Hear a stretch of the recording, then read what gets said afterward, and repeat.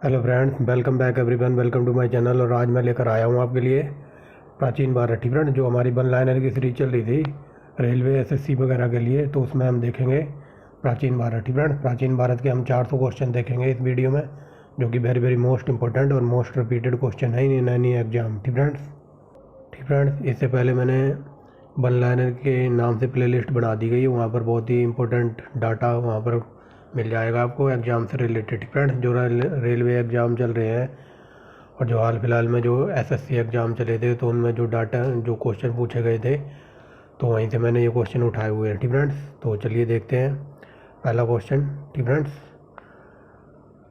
पहला क्वेश्चन कहता है प्राचीन काल में स्रोत सामग्री लिखने के लिए प्रयुक्त भाषा कौन सी थी? तो संस्कृत में स्रोत वगैरह लिखे जाते थे। फ्रेंड्स, आगे देखिए, लगभग 600 वर्ष तक परित्यक्त रहने के बाद फ्रेंड्स सांची के स्तूप किस वर्ष किया गया? फ्रेंड्स, ये पूछा जा रहा है कि लगभग 600 वर्ष तक परित्यक्त रहने के बाद सांची के स्तूपों की खोज किस वर्ष की गई थी? तो ये 1818 में। फ्रेंड्स, आगे देखिए, उन्हें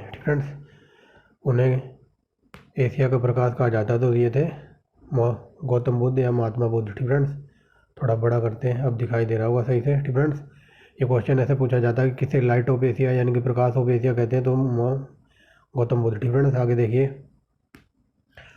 चौथा क्वेश्चन, प्राचीन हम्पी। फ्रेंड्स, हम्पी पड़ता है ये कर्नाटक में, ये इसे याद रखना। फ्रेंड्स, और ये हम्पी विजयनगर साम्राज्य का एक शहर था। फ्रेंड्स, अब ये वर्तमान में पड़ता है कर्नाटक में, इतना याद रखना। आगे चलते हैं, सिंधु घाटी की जो कालीबंगा है, तो ये राजस्थान में पड़ता है। फ्रेंड्स, इतना याद रखना। कोला। फ्रेंड्स, कोला थू नाडू, बेल्लू बनाद और ये थेक मक्कूर भारत के किस राज्य में प्राचीन काल में उपस्थित है? तो ये केरल। फ्रेंड्स, ये वर्ड ही आपको देख के लग जाएंगे, क्योंकि ये कोलाथुनाडु और ये बल्लू बनाड और ये थेम कलुरु, तो ये ऐसे या तो तमिलनाडु या फिर ऐसे राज्य होते हैं, ऐसी जगह होती है, ऐसी लैंग्वेज होती है, तो ये केरल में होती है। फ्रेंड्स, तमिलनाडु और केरल ऐसी जगह है, अजीब से नाम होते हैं। फ्रेंड्स, याद रखें। तो ये तीनों जगह थी, ये तो ये केरल में पड़ती थी। आगे जगह पूरा। फ्रेंड्स, पूरा लेखों का अध्ययन। फ्रेंड्स, पूरा लेख विद्या से अभिप्राय है या पूरा लेखों का अध्ययन, तो इसको कहते हैं शिलालेखों का अध्ययन। फ्रेंड्स, पूरा लेख विद्या से अभिप्राय है शिलालेखों का अध्ययन। फ्रेंड्स, याद रखेंगे। आप चलिए थोड़ा स्पीड में चलते हैं। अजातशत्रु हर्यक वंश का शासक डैश का पुत्र था? तो ये बिंबिसार का था। आगे देखिए, गौतम बुद्ध। फ्रेंड्स, गौतम बुद्ध की मृत्यु या फिर महापरिनिर्वाण हुआ था, तो ये कई बार बता दिया, कुशीनगर में। फ्रेंड्स, नंद वंश का अंतिम शासक था घनानंद। फ्रेंड्स, ये वेरी वेरी मोस्ट इंपॉर्टेंट है क्वेश्चन, जो हाल फिलहाल अभी जो एमटीएस और एसएससी के एग्जाम हुए थे। Friends, SSC CGL, friends CGL और सीएचएसएल के जो एग्ज़ाम वगैरह हुए थे, वहाँ से मैंने ये क्वेश्चन उठाए हुए हैं। फ्रेंड्स, जो आने वाले एग्जाम में बहुत ही मोस्ट इंपॉर्टेंट साबित होने वाले हैं। आगे देखिए, फ्रेंड्स, किस पदार्थ का उपयोग हड़प्पा काल की मोहरों के निर्माण के रूप में किया जाता था? तो इनकी मोहरें बनती थी सेल खड़ी से। आगे देखिए, गुप्त। फ्रेंड्स, गुप्त वंश का अंतिम सम्राट कौन था? तो ये समुद्रगुप्त था। क्या बोल रहा हूँ मैं, विष्णुगुप्त। फ्रेंड्स, गुप्त वंश का अंतिम सम्राट था विष्णुगुप्त। आगे चलिए, महापाषाण संस्कृति जो 500 से 100 ईसा पूर्व हमें दक्षिण भारत में हमें ऐतिहासिक युग से परिचित कराते हुए जब महापाषाण काल के उपयोग में लाए जाते थे। फ्रेंड्स, तो ये बताना है क्या उपयोग में लाए जाते थे? तो ये उपयोग में लाए जाते थे बड़े पत्थरों से घिरी गई समाधियाँ या कब्रें। फ्रेंड्स, जो ये महापाषाण काल में उपयोग में लाए जाते थे, तो ये बड़े बड़े पत्थर से घिरी हुई जो वहाँ पर कब्रिस्तान वगैरह मिला, तो उसकी बात हो रही है। फ्रेंड, अगर इन सबको डिटेल में पढ़ना है तो मैंने प्राचीन भारत रामशरण शर्मा की बुक से पढ़ा है, जो कि पीसीएस एचएससी फ्रेंड्स और यूपीएससी लेवल की जो बुक है, उससे मैंने आपको डिटेल में पढ़ाया है। फ्रेंड्स, तो याद रखिए। आगे चलते हैं। फ्रेंड्स, 14वां क्वेश्चन, तो ये बता रहा है, 14वां क्वेश्चन देख लीजिए, हर्यक वंश का मगध का शासक कौन था? तो ये बिंबिसार था। फ्रेंड, ये बिंबिसार लिखा हुआ है, याद रखना। हर्यक वंश से मगध का पहला शासक था बिंबिसार। फ्रेंड, ये दिखाई नहीं दे रहा, बट याद रखना, मैं बोल के बता देता हूँ, बिंबिसार है। फ्रेंड्स, आगे चलिए, 15वां क्वेश्चन देखिए, प्राचीन भारत में कितने महाजनपद थे? तो ये 16 थे। फ्रेंड्स, क्वेश्चन यहाँ से ये पूछा गया है। यूपी पीसीएस में कई बार क्वेश्चन ये बना कि जो ये 16 महाजनपद थे ना, 16 में से यूपी में कितने थे? तो यूपी में 8 थे। फ्रेंड्स, याद रखेंगे। आगे चलिए, गुप्त शासकों ने डैश नामक एक जुर्माना लगाया जो कि प्रत्येक हल जोतने वाले प्रत्येक कृषक द्वारा अदा किया जाता था, उसको कहते थे हरी हरील बाकरा। ठीक है, हली बाकरा कहते थे उस जुर्माने को। आगे देखिए हड़प्पा संस्कृति। ठीक है, हड़प्पा संस्कृति किस युग की थी? तो ये कांस्य युग की थी। आगे देखिए यात्रियों का राजकुमार। तो ये यात्रियों का राजकुमार कहते थे हेनसांग को, और ये हर्षवर्धन के काल में आया था। ठीक है, कई बार बता दिया है। आगे देखिए मानव द्वारा प्रयुक्त पहली धातु। तो ये कॉपर यानी कि तांबा। ठीक है, कई बार बता दिया है। आगे चलिए गुजरात में डैश झील एक प्राकृतिक जलाशय है जिसे मौर्य शासन में के दौरान बनवाया गया था, वो थी सुदर्शन झील। ठीक है, आगे देखिए कौन सी धातु। ठीक है, कौन सी धातु हड़प्पन सभ्यताई में नहीं पाई जाती थी? तो लोहा का उनको कोई परिचित नहीं था। ठीक है, उन्हें लोहे का ज्ञान नहीं था, कई बार बता दिया है। आगे देखिए मगध की पहली। ठीक है, 4वीं शताब्दी ईसा पूर्व पहले मगध की राजधानी क्या थी? तो ये थी राजगृह, या फिर कई जगह ये राज ये ऐसे भी लिखा मिलता है। ठीक है, एक सेकेंड, ये ऐसे भी लिखा मिलता है। ठीक है, राजगृह, तो ये एक ही बात है। आगे देखिए सिंधु घाटी सभ्यता के लोग मुख्यतः व्यवसाय क्या था? तो ये व्यापार करते थे। आगे देखिए हर्षचरित्र। ठीक है, हर्षचरित्र किसने लिखी थी? तो ये बाणभट्ट ने लिखी थी। ठीक है, तो याद रखेंगे। और कई बार ये पूछा जाता कि जो हर्षवर्धन था तो इसने अपनी मतलब राजधानी थानेश्वर से कन्नौज ले गया था। ठीक है, इतनी याद रखेंगे। और यहाँ पर इसने 2 धार्मिक सम्मेलन कराए थे, एक कराया था कन्नौज में और दूसरा कराया था इलाहाबाद में। कालीबंगा तो ये राजस्थान में। आगे देखिए अब देखिए यहाँ पूछा 4वीं शताब्दी ईसा पूर्व मगध की राजधानी डैश को स्थानांतरित कर दी गई थी। ठीक है, राजगृह थी, तो राजगृह से फिर पाटलिपुत्र बना दी थी। आगे देखिए कुषाण। ठीक है, कुषाण साम्राज्य का संस्थापक था, ये था कोजोला कैडफिसेस। ठीक है, आगे देखिए भारत में वैदिक सभ्यता डैश नदी के साथ विकसित हुई थी? सरस्वती नदी के साथ। ठीक है, आगे देखिए ठीक है हड़प्पा सभ्यता थी शहरी, कई बार बता दिया। हर्षवर्धन ने अपने भाई डैश की मृत्यु पर थानेश्वर और कन्नौज की गद्दी संभाली थी, तो ये थे राजवर्धन की मृत्यु के बाद। ठीक है, आगे देखिए 31वां नंबर धातु के बने सिक्के सबसे पहले बुद्ध काल में चालू हुए थे। ठीक है, आगे देखिए इधर 32वां नंबर। ठीक है, किस स्तंभ। ठीक है, किस स्तंभ या शिलालेख से समुद्रगुप्त की उपलब्धियों को अभिलिखित किया गया है और जिसे उसकी विजय के लिए नेपोलियन ऑफ इंडिया कहा जाता था? ये हजारों बार क्वेश्चन पूछा जाता है। ठीक है, कि भारत का नेपोलियन किसे कहते थे? तो ये कहते थे समुद्रगुप्त को। ठीक है, तो यहाँ पर ये बताना कि भारत का नेपोलियन उसे कौन से शिलालेख में बताया गया है? तो वो था इलाहाबाद का शिलालेख। ठीक है, कई बार बता दिया मैंने। पल्लव। ठीक है, पल्लव की राजधानी कांचीपुरम में थी। विक्रम संवत की शुरुआत 57 ईसा पूर्व हुई थी। सिंधु सभ्यता के घर मुख्यतः पक्की ईंटों से बने हुए थे। आगे देखिए ठीक है, वेदांगों के संदर्भ में कौन सा शब्द अनुष्ठान को दर्शाता है? तो अनुष्ठान का मतलब होता था कल्प। ठीक है, आगे देखिए हड़प्पा। ठीक है, हड़प्पा के लोग डैश सामाजिक पद्धति थी? तो ये थी उचित समतावादी। ठीक है, आगे देखिए कटु सत्यता को दर्शन क्या बोल रहा हूँ मैं, कटु सब सत्यता को दर्शाने वाला सामाजिक नाटक मृच्छकटिकम। ठीक है, किसने लिखा था? तो ये सिंपल भाषा में समझिए, ये पूछा जाता है कि मृच्छकटिकम किसकी पुस्तक थी? तो ये थी शूद्रक की। ठीक है, इस शूद्र का लिखा हुआ है, प्रिंटिंग मिस्टेक है। सबसे पुराना वेद तो ये ऋग्वेद है। आगे देखिए निम्नलिखित में से कौन आर्यों के तिब्बती ग्रह सिद्धांत से जुड़ा हुआ है? तो दयानंद सरस्वती। हड़प्पा। ठीक है, हड़प्पा वासी किस वस्तु का उत्पादन करते थे? तो कपास उगाते थे। आगे देखिए जैन दर्शन के अनुसार जीना शब्द का अर्थ है, जीने का मतलब है विजेता। ठीक है, आगे देखिए हड़प्पा। ठीक है, हड़प्पा सभ्यता के बारे में निम्नलिखित में से कौन सा सही है? तो उन्होंने पशुपति का सम्मान करना आरंभ कर दिया था। आगे देखिए वैदिक काल में किस नदी को परुष्णी कहते थे? ये पुराना नाम है। ठीक है, ये रावी का पुराना नाम है, कई बार पूछ लेता है कि रावी नदी का पुराना नाम था परुष्णी। ठीक है, याद रखेंगे। आगे देखिए सुतगई। ठीक है, सुतगई यानी कि सुतगई किस देश में है? तो ये है अफगानिस्तान। ठीक है, ये पूछा है सुतगई। ठीक है, जो सिंधु सभ्यता का एक जगह थी ये सुतगई, ये पड़ता है अफगानिस्तान में। आगे देखिए चोल शिलालेख द्वारा वर्णित कौन सी सही जोड़ी है तो बता दीजिए। ये जोड़ी है पल्ली चंदम, ठीक है। पल्ली चंदम ये हज़ारों बार यूपीपीसीएस में पूछा है कि पल्ली चंदम क्या होती है, मिलान करने के लिए, ऐसे ऐसे मिलान करने के लिए होते हैं ना, तो उसमें कई बार पूछा है। तो पल्ली चंदम ऐसी भूमि थी जो जैन को दान में दी जाती थी, ठीक है। तो याद रखना, पल्ली चंदम वो भूमि थी जो जैन संस्थाओं को दान में दी जाती थी, ठीक है। एक होता है सीता, तो सीता को कहते थे, बताइए किसको कहते थे, तो सीता का संबंध था भूमि से, ठीक है। तो एक होता था वेधशाला, तो वेधशाला ऐसी होती थी कि जो मतलब पाठशाला या जो स्कूल वगैरह बनाने के लिए जो दान में भूमि दी जाती थी उसको कहते थे वेधशाला। और पल्ली चंदम ऐसी भूमि होती थी जैनों को दान में दी जाती थी, ठीक है। ये डिटेल में मैंने सब कुछ कराया हुआ है आपको। ये यूपीपीसीएस में कई बार डिटेल में बनता है। तो मोहनजोदड़ो को कहते थे मृतकों का टीला, हजारों बार पूछा है। आगे देखिए, प्राचीन भारत, प्राचीन भारत में राजाओं द्वारा अपना पद स्थापित करने के लिए कौन सा प्रकार का बलिदान नहीं था, तो ये था मेबुन बेलन, ठीक है, मेबुंदे बेलन। आगे देखिए, 49वां नंबर क्या कहता है, 49वें को देखते हैं, ठीक है।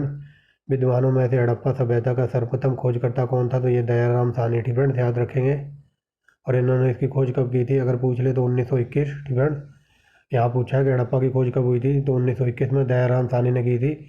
अगर ये पूछ ले कि मोहनजोदड़ो की खोज कब हुई थी, तो मोहनजोदड़ो की खोज हुई थी 1922 में, ठीक है, 1922 में। अब ये बताना कि इसकी खोज किसने की थी, ठीक है। इसकी तो मैंने बता दी, दयाराम साहनी। मोहनजोदड़ो की आप बताना। आगे चलते हैं, भारत में खोजा गया सबसे पुराना शहर, तो ये हड़प्पा था। आगे देखिए, सिंधु घाटी की खुदाई में मिले अवशेषों से तत्कालीन व्यापारिक और आर्थिक विकास के द्योतक कौन थे, तो ये थी उनकी मुद्राएं, ठीक है। आगे देखिए, भगवान बुद्ध के जीवन के 7वीं और 6ठी शताब्दी ईसा पूर्व कितनी महान शक्तियाँ जनपद थी, ठीक है। ये पूछा कितने जनपद थे, तो ये करा दिया 16, ठीक है। ये क्वेश्चन थोड़ा उलझाने के लिए घुमा के पूछा है, बट आंसर वही है, 16 शक्तियाँ थी या 16 महाजनपद थे। आगे देखिए, सिंधु सभ्यता का बंदरगाह था, तो ये लोथल में था, ठीक है, याद रखेंगे। कंबोडिया, ठीक है ना, कंबोडिया में स्थित अंकोर वाट का मंदिर, ये हजारों बार पूछा है मिलान करने के लिए या डायरेक्ट फैक्ट के रूप में कि अंकोर वाट का मंदिर कहाँ है, तो ये कंबोडिया में है, ठीक है। और ये किसके लिए प्रसिद्ध है, ठीक है। तो यहाँ पर एक विष्णु मंदिर है, इसके लिए प्रसिद्ध है, ठीक है। ये देखिए, क्वेश्चन पढ़ता हूँ मैं। कंबोडिया में स्थित अंकोर वाट का सुप्रसिद्ध विष्णु मंदिर किसने बनवाया था, तो बनवाया था सूर्यवर्मन सेकंड ने, ठीक है। लेकिन कई बार क्वेश्चन ये पूछ लेता है कि कंबोडिया का अंकोर वाट मंदिर किसके लिए प्रसिद्ध है, तो यहाँ विष्णु का मंदिर है इसलिए प्रसिद्ध है और बनवाया था सूर्यवर्मन ने, ठीक है। 3-4 क्वेश्चन यहाँ से बनते हैं, तो 3-4 बता दिए, ठीक है। ये तो पता होगा कंबोडिया में अंकोर वाट का मंदिर है, लेकिन वो ये नहीं पता है किसी को, एक आधे को ही पता होगा कि ये विष्णु का मंदिर है, ठीक है। तो बनवाया था सूर्यवर्मन ने। आगे देखिए, चालुक्य, ठीक है, चालुक्य वंश के संस्थापक थे पुलकेशिन फर्स्ट। आगे देखिए, पैमाने की खोज यह सिद्ध कर दिया है कि सिंधु घाटी के लोग माप तौल से परिचित थे, ठीक है। यह खोज हुई थी, ठीक है। ये बात वो हो रही है कि जो जो तोलना और वेट करना वगैरह होता है ना, तकड़ू क्या बोल रहा हूँ, तकड़ी और तराजू का प्रयोग करते थे माप तोल के लिए, तो इसकी खोज हुई थी लोथल में, ठीक है। याद रखना, सिंपल वे में बताता चल रहा हूँ। आगे देखिए, हड़प्पा स्थलों की खुदाई में नहीं मिला है, तो शिखर सहित मंदिर, ठीक है। शिखर सहित मंदिर ये नहीं मिला है। आगे चलिए, शिखर सहित मंदिर मतलब जो हमारे भारत के मंदिर होते हैं ना, ऐसी वो छोटी सी होती है, तो वो शिखर शिखर यहाँ पर बोल रहा है, शिखर इस चोटी को कहते थे, ठीक है। तो चोटी वाले मंदिर नहीं मिले, ऐसे समझ लेना। आगे चलते समुद्रगुप्त वन, ठीक है। समुद्रगुप्त प्रथम को लिच्छवी से दहेज में क्या कौन सा राज्य मिला था, तो ये पाटलिपुत्र, ठीक है। आगे देखिए, कौन सा युगम सही मेल नहीं खाता है, तो ये विक्रमादित्य और चैतन्य, ठीक है। ये चैतन्य महाप्रभु विक्रमादित्य के दरबार में नहीं थे, ठीक है। आगे देखिए, ईंटों, ठीक है, ईंटों की कृत्रिम गोडियार, ठीक है। गोडियार या डैकयार्ड या बंदर का पूछ ले, ठीक है, ये कई बार घुमा के पूछा जाता है। ईंटों से निर्मित गोदी, ठीक है, गोदी, या फिर यहाँ पूछ ले डैकयार्ड, या फिर पूछ ले बंदरगाह, ठीक है। ऊपर आया था ना बंदरगाह, ठीक है, तो ये लोथल में ही है, ठीक है। थोड़ा उलझाने की कोशिश कर रहा है एग्जामिनर, ठीक है। डकयार्ड का मतलब भी बंदरगाह होता है और गोदी का भी मतलब भी बंदरगाह होता है, और बंदरगाह कहाँ था, तो ये लोथल में था, ठीक है। आप दिमाग लगा सकते हो, कोई बंदरगाह तो वहीं होगा जहाँ पर समुद्र वगैरह होगा, ठीक है, जहाँ पर खाड़ी वगैरह होगी, तो लोथल ये गुजरात में पड़ता है, ठीक है, याद रखेंगे। और यहाँ से यूपीपीसीएस की जो 12 जून को पेपर हुआ था ना, तो यहाँ से क्वेश्चन पूछा गया था कि सिंधु सभ्यता की ऐसी कौन सी जगह है जहाँ पर नाव के चित्र मिले हैं, तो नाव भी मिली थी लोथल से, ठीक है, याद रखेंगे। ठीक फ्रेंड्स। नाव और जहाज़ तो वहीं चलेंगे ना जहाँ पानी होगा। ठीक फ्रेंड्स, आप ऐसे भी हिसाब लगा सकते हैं। आगे देखिए, भारतीय इतिहास में डैश के बीच की अवधि में दिल्ली सल्तनत काल के रूप में जाना जाता है। तो दिल्ली पर गुलामों का शासन हुआ था 1206 से लेकर 1526 तक। ठीक फ्रेंड्स, याद रखेंगे। 1506 में इल्तुतमिश आया था और 1526 में कौन आ गया था? बाबर। ठीक फ्रेंड्स, समझ गए होंगे। तो इसी के बेच को सल्तनत काल कहा जाता है। आगे चलते हैं। हड़प्पा की खोज 1921 में हुई थी, ये मैंने बता दिया। ऊपर ऊपर ये पूछा था किसने की थी, तो दयाराम साहनी ने। और ये पूछा किस वर्ष हुई थी, तो 1921 मैंने ऊपर ही बता दिया। ठीक फ्रेंड्स, याद रखेंगे। सिंधु घाटी। ठीक फ्रेंड्स, सिंधु घाटी की प्राचीन संस्कृति और आज के हिंदू धर्म के बीच ऑर्गेनिक संबंध का प्रमाण किसकी पूजा से मिलता है? तो ये है पेड़, पत्थर, ठीक फ्रेंड्स, और पशु की। आगे चलिए। महिरा। ठीक फ्रेंड्स, ये मिहिर लिखा हुआ है, ये डंडा नहीं आना था। मिहिर भोज डैश के शासक थे, तो ये प्रतिहार के थे। ठीक फ्रेंड्स, मिहिर भोज। आगे चलते हैं। ठीक फ्रेंड्स, आगे देखिए हड़प्पा। ठीक फ्रेंड्स, हड़प्पा सभ्यता के बारे में कौन सी युक्ति सही है? ठीक फ्रेंड्स, तो उन्होंने पशुपति का सम्मान करना आरंभ कर दिया था, ये रिपीट हो गया। ठीक फ्रेंड्स, बिना दुर्ग। ठीक फ्रेंड्स, बिना दुर्ग का एकमात्र सिंधु नगर कौन सा था? तो चंगुदड़ो। ठीक फ्रेंड्स, चंगुदड़ो था ये। आगे चलते हैं। विक्रमशिला। ठीक फ्रेंड्स, विक्रमशिला विश्वविद्यालय की स्थापना किस पाल राजा ने की थी? ये धर्मपाल ने की थी। आगे देखिए।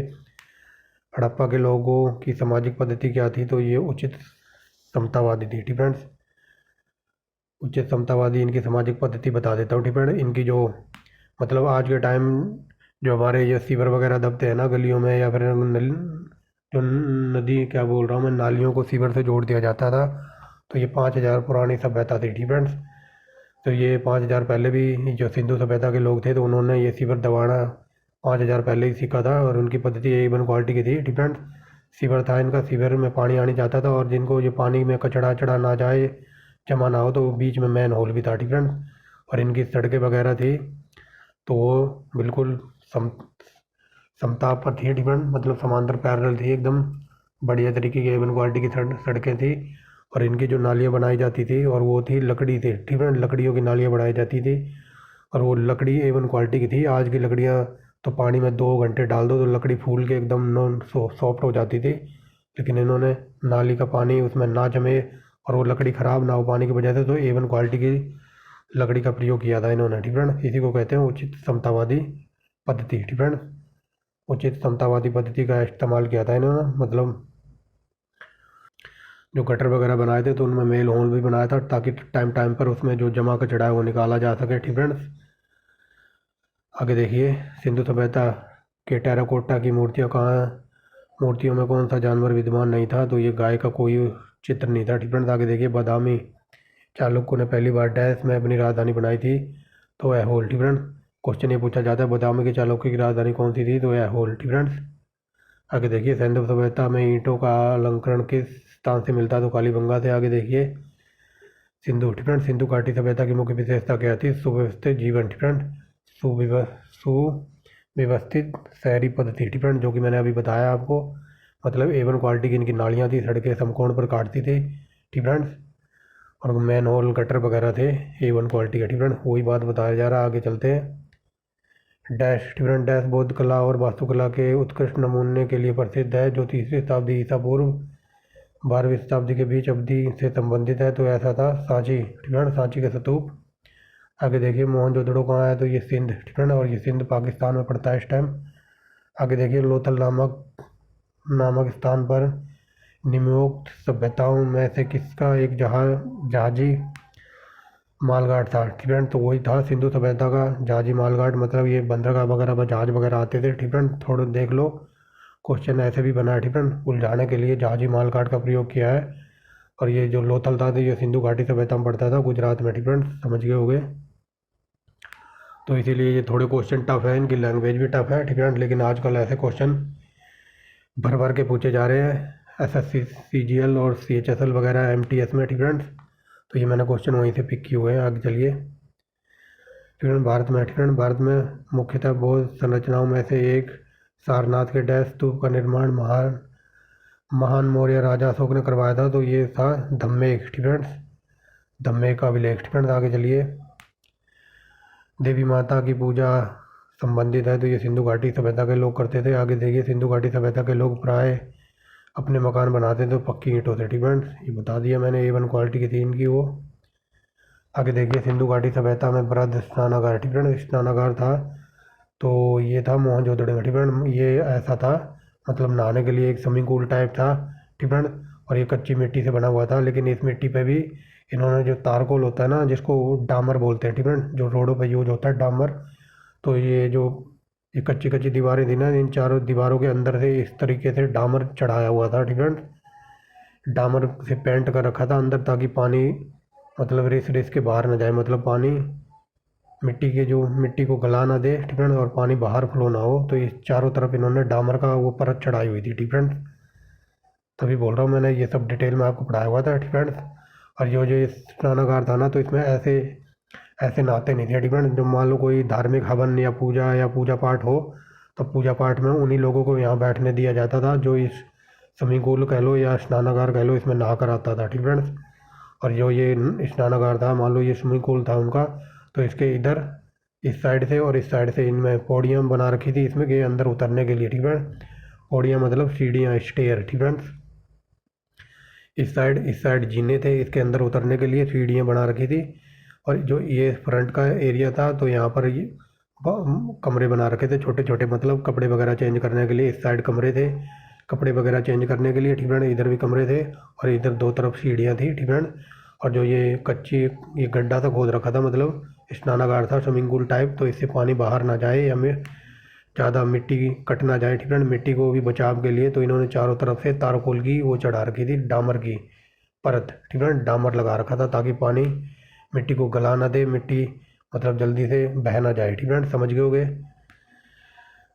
ठीक है, आगे देखिए, तनाक धर्म। ठीक है, तनाक धर्म या फिर संप्रदाय का पवित्र ग्रंथ है। ठीक है, ये पूछा है तनाक धर्म किस धर्म से संबंधित है, तो ये है यहूदी धर्म का। ठीक है, आगे देखिए, एक हजारों बार पूछा जाता है अवेस्ता। ठीक है, अवेस्ता तो ये ईरान का धर्म है और ये हजारों बार UPPCS में पूछा है। ठीक है, याद रखेंगे। आगे देखिए, मोहनजोदड़ो में सबसे बड़ा भवन कौन सा था, तो ये धानागार था। ठीक है, एक जो आज के टाइम गोदाम वगैरह बनाते हैं ना स्टोरेज करने के लिए, धान मतलब ये गेहूँ वगैरह भरने के लिए। ठीक है, सरकार के बहुत बड़े बड़े गोदाम बने हुए हैं, तो ये इनका भी था धानागार। ठीक है, आगे देखिए, सिंधु सभ्यता में एक बंदरगाह था, तो ये लोथल में था, ये मैंने बता दिया। ठीक है, 82 नंबर का आंसर है लोथल। ठीक है, मैं जहाँ भी आपको समझ नहीं आ रहा मैं डिटेल में बताता हुआ चल रहा हूँ। ठीक है, आगे देखिए, सिंधु घाटी सभ्यता की मुद्रा में किस देवता के चित्र मिलते हैं, तो ये था आद्य शिव। ठीक है, आद्य शिव की फोटो देखी होगी, इस तरफ शिव था और इस तरफ पार्वती जी। ठीक है, आद्य शिव। आगे देखेंगे, सिंधु घाटी सभ्यता की मुख्यतः विशेषता क्या थी, तो नगरीय सभ्यता थी। आगे देखिए, ठीक है, भारत के उत्तर पूर्वी भाग में त्रिपुरा की पूर्व रियासत डैश राजवंश का शासन था, तो ये माणिक्यों का शासन था। आगे देखिए, कौन सी हड़प्पाकालीन स्थल गुजरात में है, तो ये लोथल है, कई बार बता दिया। ठीक है, आगे देखिए, ठीक है, ये देखिए, सिंधु सभ्यता का एक पत्तन था, पत्तन नगर या फिर बंदरगाह कह लो, तो ये लोथल में था, कई बार बता दिया। ठीक है, कई बार ये क्वेश्चन देख लो कितनी बार आ चुका है। डैकयार्ड। ठीक है, डैकयार्ड का मतलब भी बंदरगाह होता है और डायरेक्ट बंदरगाह के रूप में भी पूछता है। पत्तन नगर कह लो तो उसका मतलब भी बंदरगाह है, और जहाज रानी कह लो तो उसका नगर भी, उसका मतलब भी बंदरगाह ही है, और इन सब का आंसर एक ही है, लोथल। ठीक है, समझ जाओ, एग्जामिनर उलझाने की कोशिश करता है कई बार। आगे चलते हैं, विद्वानों में से। ठीक है, विद्वानों में से हड़प्पा सभ्यता का सर्वप्रथम खोजकर्ता कौन था, तो ये बता दिया, दयाराम साहनी था। डैश ने गंगईकोंड चोलपुरम की उपाधि धारण की थी। ठीक है, तो ये थे राजेंद्र चोल प्रथम, ये बहुत ही खतरनाक था।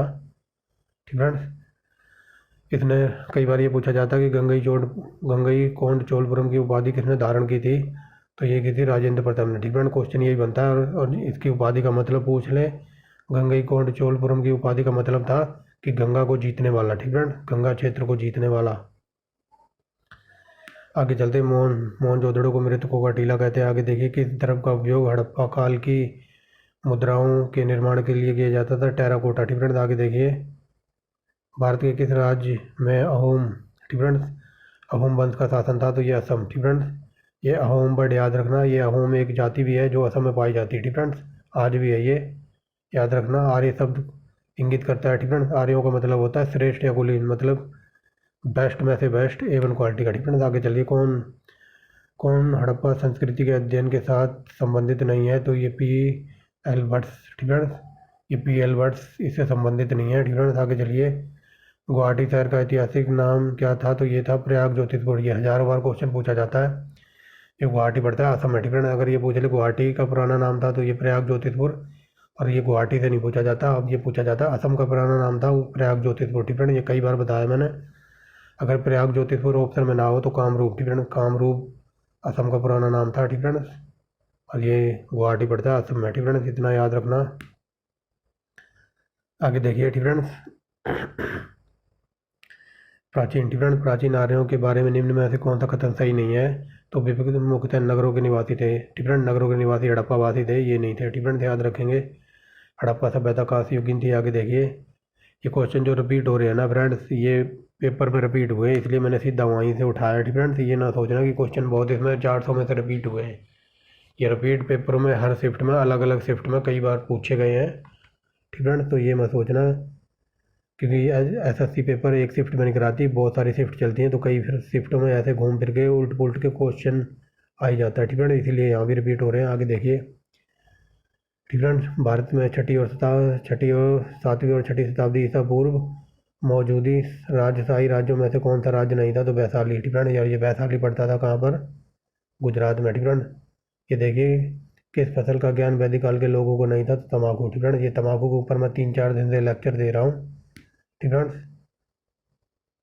आगे देखिए। हड़प्पावासी किस वस्तु का उत्पादन करते थे? कपास का। ठीक है, राजतरंगिणी। ठीक है, राजतरंगिणी ये कर्लहड़ ने लिखी थी, कर्लहड़ की पुस्तक है। अगर ये पूछ ले कई बार डीप में कि राजतरंगिणी पुस्तक में क्या है, तो इसमें कश्मीर का इतिहास लिखा हुआ है। ठीक है, आगे देखिए। 102 नंबर। वैदिक काल के लोग वेद विरोधी और ब्राह्मण विरोधी धार्मिक अध्यापकों को किस नाम से जाना जाता था? तो इनको कहते थे श्रमण। ठीक है, आगे देखिए। 103 नंबर। हड़प्पा निवासी थे तो ये शहरी थे। ठीक है, जोरवे संस्कृति, ये वेरी वेरी मोस्ट इंपॉर्टेंट है। ये पूछा जाता है यहाँ से जोरवे संस्कृति कहाँ थी? तो पहले ये जान लीजिए, ये थी महाराष्ट्र में। ठीक है, लेकिन अगर ये पूछ ले कि कौन सी संस्कृति से सबसे ज़्यादा बच्चों के मतलब सब मिले हैं या लाशें मिली हैं या फिर कबर मिली है बच्चों की, तो जोरवे संस्कृति वेरी वेरी मोस्ट इंपॉर्टेंट है। ठीक फ्रेंड्स, ये क्वेश्चन डीप में जाके ये पूछा जाता है कि कौन सी संस्कृति से सबसे ज़्यादा बच्चों के सब मिले हैं या लाशें मिली हैं, तो जोरवे संस्कृति, और ये जोरवे संस्कृति पड़ती थी महाराष्ट्र में। ठीक फ्रेंड्स, आगे देखिए। वैदिक वैदिक गणित का महत्वपूर्ण अंग है, तो ये सुलभ सूत्र है। ठीक फ्रेंड्स, आगे देखिए। सिंधु घाटी सभ्यता के लोगों का मुख्य व्यवसाय कृषि था।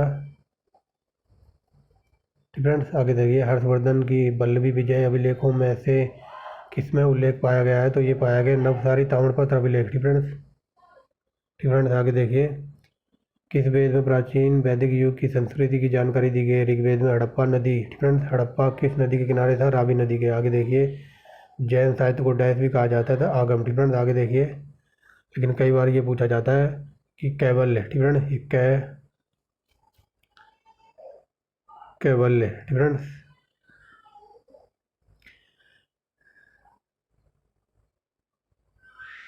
कई बार ये पूछा जाता है कैवल्य क्या है? ठीक फ्रेंड्स, जैन धर्म से संबंधित है, याद रखना। और इस कैवल्य का मतलब होता है ज्ञान प्राप्ति। ठीक फ्रेंड्स, और ये जैन धर्म से बिलोंग करता है, इतना याद रखना। ये हजारों बार UPPCS में पूछा है। ठीक फ्रेंड्स, तो इसलिए मैं बता रहा हूँ। ठीक फ्रेंड्स, आगे देखिए। भारत में। ठीक है, भारत के राज्य चिन्हों में प्रयुक्त होने वाला सत्यमेव जयते, ये मुंडकोपनिषद ले जाएगा। सिंधु घाटी। ठीक है, सिंधु घाटी में मोहनजोदड़ो का है, मृतकों का टीला। ठीक है, देख लो ये कितनी बार रिपीट हो गया है। और जो ये इसी साल के क्वेश्चन है। ठीक है, इसी साल जो 2022 में SSC CGSL वगैरह के पेपर हुए हैं, MTS वगैरह के। ठीक है, आगे देखिए। कौन उपवेद के अंतर्गत नहीं आता? तो यजुर्वेद। ठीक है, आगे देखिए। ऋग्वेदिक आर्यों का मुख्य व्यवसाय था पशुपालन। आगे देखिए। गौतम बुद्ध का संबंध नहीं है, तो ये पावापुरी से संबंध है महावीर का। ठीक फ्रेंड्स, आगे देखिए फ्रेंड्स। किस भारतीय संगीत का आदि ग्रंथ कहते हैं सामवेद को? किस स्थान पर हड़प्पा समय के रथ की प्रतिमा मिली है? तो ये दहमाबाद से। आगे देखिए। गौतम बुद्ध का वास्तविक नाम था सिद्धार्थ। ठीक है, और इनके लड़के का नाम था राहुल। ठीक है, प्रथम विधि निर्माता थे मनु। ये वेरी वेरी मोस्ट इंपॉर्टेंट है। आगे देखिए इधर। ठीक है, यहाँ से चलते, एक सेकेंड, कहाँ आ गए हैं? ठीक है। 120 पे देखिए, 120 कहता है कि वह दस्तकारी कौन सी थी जो आर्यों द्वारा व्यवहार में नहीं लाई गई थी, तो लोहार। ठीक है। लोहारगिरी यानी कि जिसको इंग्लिश में कहते हैं ब्लैक स्मिथ। ठीक है। तो ये लोहारगिरी का काम यानी कि जो लोहार वगैरह होते हैं उनका काम नहीं जानते होंगे। आगे देखिए, किस वेद को रुद्र नामक शब्द का आरंभिक स्रोत माना जाता है, तो ऋग्वेद को। आगे देखिए, श्रीमद् कृष्ण भक्ति का प्रथम और प्रधान ग्रंथ था श्रीमद् भगवत गीता। ठीक है। आगे देखिए, किस वेद को प्राचीन वैदिक युग की सभ्यता के बारे में सूचना देता, तो ये था ऋग्वेद। आगे देखिए, वह कौन सा था तत्व पुरातात्विक अवशेष के रूप में लोथल में नहीं पाया गया था, तो ये उत्तम किस्म के जौ। ठीक है। जौ नहीं मिली थी यहाँ से। आगे देखिए, अगर ये पूछ ले चावल, ठीक है, चावल का साक्ष्य चावल की भूसी। ठीक है। ये पूछा जाता है कि चावल की भूसी कहाँ से मिली थी, तो वो मिली थी लोथल से। ठीक है। लेकिन यहाँ पर जौ नहीं मिला है। ठीक है। चावल की भूसी मिली है लोथल से, लेकिन जौ नहीं मिला है। ठीक है। आगे देखिए, आगे देखिए स्टूडेंट्स, ये वेरी वेरी मोस्ट इंपॉर्टेंट है। ऋग्वेद में संपत्ति का मुख्य रूप क्या था, तो ये गोधन था। स्टूडेंट्स आगे देखिए, कौन सा प्राचीन भारतीय नगर तीन तीन विद्वान संत कपिल, गार्गी और मैत्रेय का घर था, तो ये था मिथिला। स्टूडेंट्स मिथिला अब दिखाई दे रहा होगा सही से। आगे चलिए, 127वां नंबर देखिए, पुरातात्विक अवशेष के रूप में कौन सा तत्व कालीबंगा में नहीं मिला है। ठीक है। तो ये युगल समाधान यानी कि जो वो क्या कहते हैं, युगल समाधान का मतलब समझ लीजिए, जो मतलब कब्र वगैरह होती है ना, उसको बोल देते हैं युगल समाधान। ठीक है। जहाँ पर सबको दबाते हैं या दफनाते हैं। ठीक है। तो ये कालीबंगा से नहीं मिला है। आगे देखिए, ऋग्वेदिक के किस मंडल में शब्द का उल्लेख पहली बार मिलता है। ठीक है। तो ये मिलता है 10वें। ठीक है। आगे देखिए, 129 नंबर, भारतीय शासन के ठीक है। ये पूछा जा रहा है, भारतीय शासन का प्रतीक जो सत्यमेव जयते हैं, तो ये मुंडको उपनिषद से लिया गया है। ठीक है। आगे देखिए, बौद्ध साहित्य की भाषा थी, तो ये पाली, या फिर कई बार ये पाल भी लिख सकते हैं। ठीक है। ये पाली भाषा आएगी इनकी। ठीक है। बौद्ध साहित्य के ग्रंथ वगैरह पाली भाषा में लिखे गए थे। आगे देखिए, पुराणों की संख्या 18 है। ठीक है। वेद शब्द का अर्थ है ज्ञान। ठीक है। कौन सा हड़प्पाकालीन स्थल गुजरात में स्थित नहीं था, तो ये दैमाबाद। ठीक है। कोई बता सकता है ये दैमाबाद कहाँ पड़ता है? ठीक है, बताओ कोई। ठीक है, बता सकता है कोई तो कमेंट बॉक्स में बताना। ठीक है। आगे चलते हैं, वैदिक धर्म। ठीक है। वैदिक धर्म का मुख्य लक्षण किसकी उपासना था, तो प्राकृतिक। ठीक है। ये प्रकृति की पूजा करते थे। वेदों को माना जाता है श्रुति। ठीक है। भगवान बुद्ध ने अपना पहला उपदेश दिया था, ये हजारों बार पूछा है, सारनाथ में। ठीक है। सारनाथ में दिया था। आगे चलते हैं, किस देवता के लिए, ठीक है, पुरंदर शब्द इंद्र के लिए प्रयोग होता था। ठीक है। इंद्र के लिए। अगर ये पूछ ले ऋग्वेद में सबसे ज़्यादा बार किसका नाम लिखा गया है, सबसे ज़्यादा बार किसका नाम आया, तो इंद्र का। ठीक है। 275 बार इनका नाम लिया गया है। ठीक है। तो याद रखेंगे। भारत। ठीक है। भारत में वर्ण व्यवस्था किस लिए बनाई गई थी, तो ये था व्यावसायिक विभाजन के लिए। ठीक है। आगे चलते हैं, 149 नंबर पे, जूनागढ़। ठीक है। जूनागढ़ अभिलेख में किस भाषा का पहला शिलालेख माना जाता है, तो ये था संस्कृत। आगे देखिए, सुलभ सूत्र, तो ये मैथ से संबंधित है, और ये ज्योमेट्री आती है, ये मैथ में आती है। ठीक है। आगे चलते हैं, वैदिक लोगों ने। ठीक है। वैदिक लोगों ने सबसे पहले किस धातु का प्रयोग किया था, तांबा। आगे चलते हैं, महाभारत में फारसी का अनुवाद रजमनामा कहलाता है। आगे देखिए, आर्य भारत से। ठीक है। आर्य भारत में बाहर से आए और सर्वप्रथम बसे थे। एक सेकंड, ये क्या कह रहा है, आर्य भारत में बाहर से आए और सर्वप्रथम बसे थे। ठीक है। तो ये कहाँ बसे थे, तो आई थिंक ये जो पंजाब वाला एरिया है ना, ठीक है, पंजाब वाला एरिया है, वहाँ पर बसे थे ये। ठीक है। तो इसका आंसर हो जाएगा पंजाब। ठीक है। पंजाब वाला एरिया था। ठीक है। तो ये तीन क्या टाइप हो गया यहाँ पर। ठीक है। आगे चलते हैं,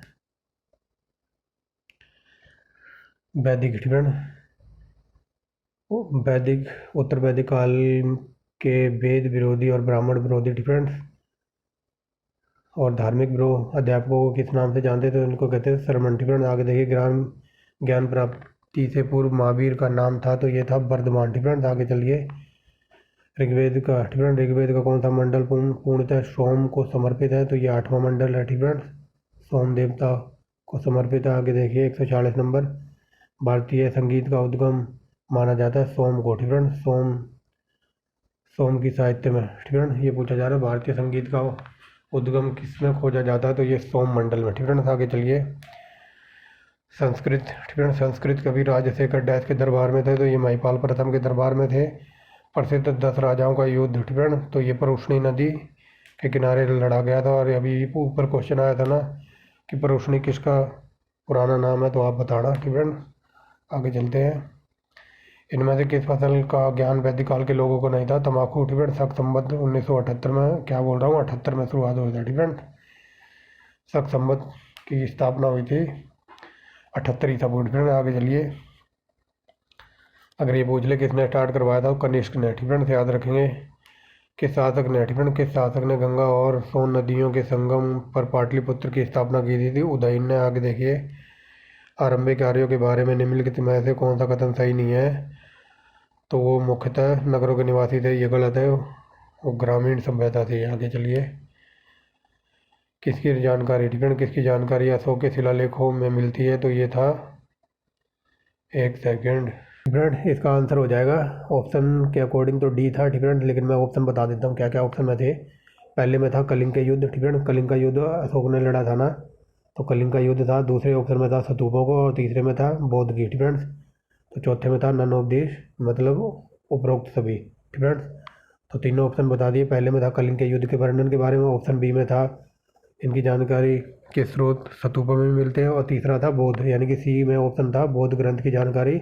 तो ऑप्शन नंबर डी यहाँ सही हो जाएगा, मतलब इन तीनों की जानकारी मिलती है अशोक के शिलालेखों में। ठीक है, अशोक के शिलालेखों में किस किस की जानकारी मिलती है, बौद्ध ग्रंथ की। ठीक है, और कलिंग के युद्ध का वर्णन मिलता है, और अशोक के स्तूपों के। ठीक है, जो स्तूप वगैरह बनवाए थे तो उनकी जानकारी मिलती है किसमें, अशोक के शिलालेखों में। ठीक है, याद रखेंगे, ये क्वेश्चन हजारों बार पूछा है। ठीक है, ये एक सेकेंड।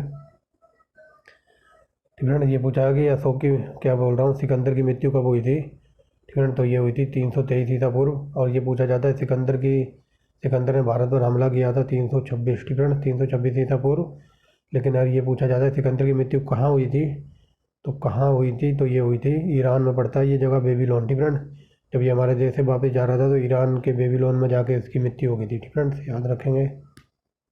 आगे देखिए। वैदिक युग में राजा अपनी जनता से जो कर वसूलते थे उसको कहते थे बलि। ठीक है, आगे देखिए।